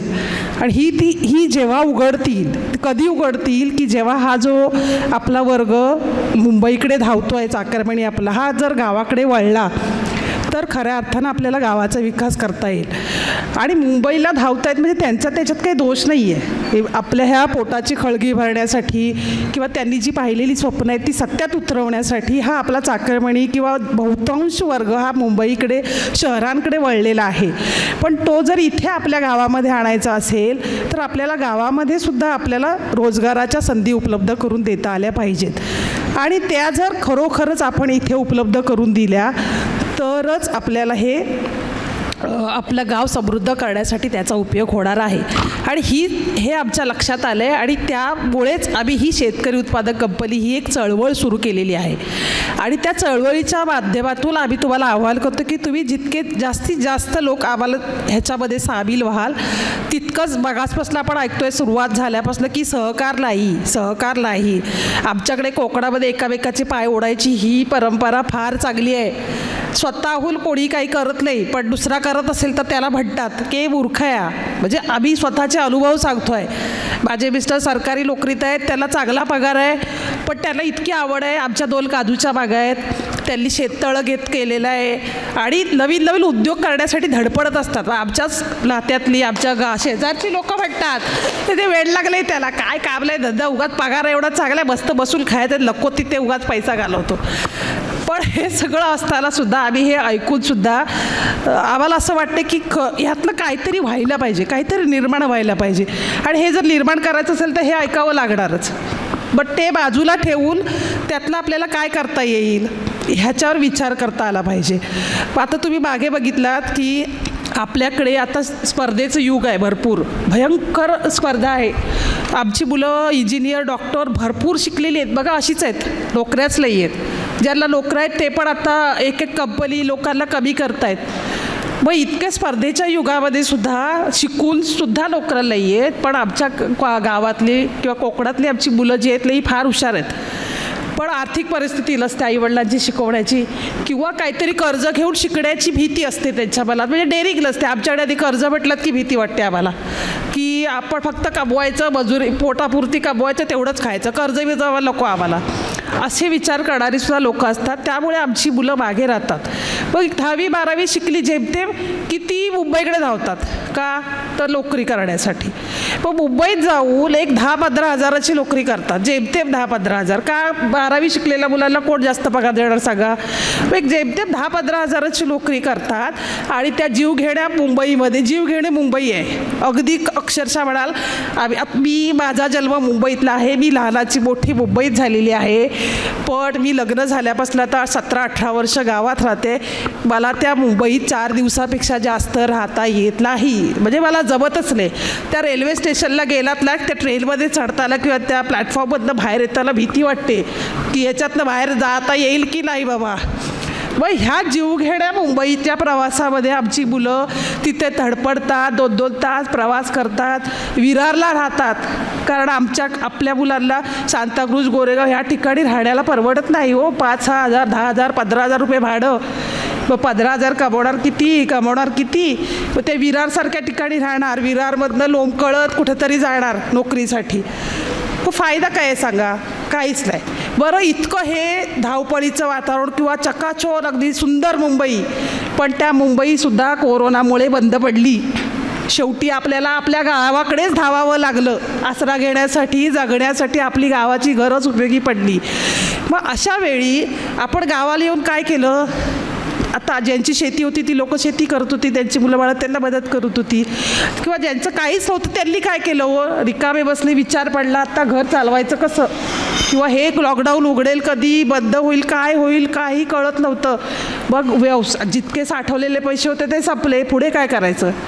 पण ह्या ज्या सगळ्या गोष्टी आहेत ह्या जर आपल्याला वेगळ्या करायच्या असतील आणि आपल्या गावातच आपल्याला जर रोजगार निर्माण करायचा असेल तर हे शेतकरी कंपनी म्हणा किंवा हे जे गट आहेत ह्यांचे शेतकरी गट आहेत, हा चांगला पर्याय आहे. ह्याच्यातून आपण एकत्र येऊन सहकारातून नक्कीच काहीतरी करू शकतो. आणि आत्ता हा जर चाकरमानी मुंबईत गेलेला आपल्या गावाकडे जर वळला तर आपोआपच आपल्या शाळा पण चालू राहतील, त्या शाळा पण बंद होण्याची गरज पडणार नाही. आणि आम्ही मागासपासला आपल्या गावात आम्ही काय म्हणतो, फक्त रस्ते, पाणी, वीज एवढंच. या म्हणजे ग्रामविकास. आमच्या गावात रस्ते झाले, पाणी आलं घरातलं, रस्त्यावर लाईटी लागल्या. अरे पण ते करायचं काय, त्याचं बिल पण घेतात, ते भरायला पैसे हवेत ना. मग हे जर सगळं विचार आपण केला तर ह्या शेतकऱ्याला आपल्याला जर आपल्या इथेच थांबवायचं असेल तर त्यांच्यासाठी, त्याचा कुटुंबाचा, त्याचा स्वतःचा उदरनिर्वाह करण्यासाठी आपल्याला त्याला काहीतरी पर्याय द्यावा लागेल. आणि तो रोजगार जर ज्या वेळी आपल्या गावामध्ये आपण उपलब्ध करून देऊ शकतो तेव्हाच खऱ्या अर्थानं आपलं गाव आणि आपला जिल्हा, आपलं कोकण हे समृद्ध होऊ शकतं, हे आमच्या लक्षात आलेलं आहे आणि म्हणूनच आमची ही धडपड आहे. आणि आपण आता तुम्ही बघितलं शेतीचं, तर सहसा आमच्या गावामध्ये कोकणामध्ये फक्त पारंपरिक शेतीच करतात, भात आणि नाचणी, किंवा त्याच्या पलीकडे जास्तीत जास्त पुढे गेलात तर एक कुळीद उडीद, बस त्याच्या पलीकडे धावायला विचारच करत नाहीत लोक.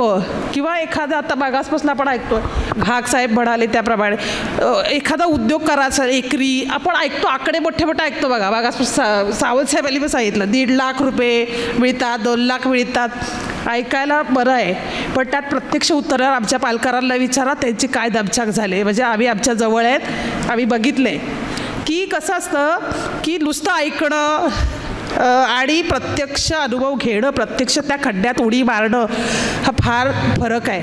त्यामुळे ह्या खड्ड्यात पडताना आपण पडू न देता एकामेकांना सहकार्य कसं करूया, तसं या 5 शेतकऱ्यांनी एकत्र येऊन कसं सक्षम करून दाखवलं की आपल्या इथे सुद्धा रेशीम उद्योग होऊ शकतो, ते आम्ही सगळं करूया.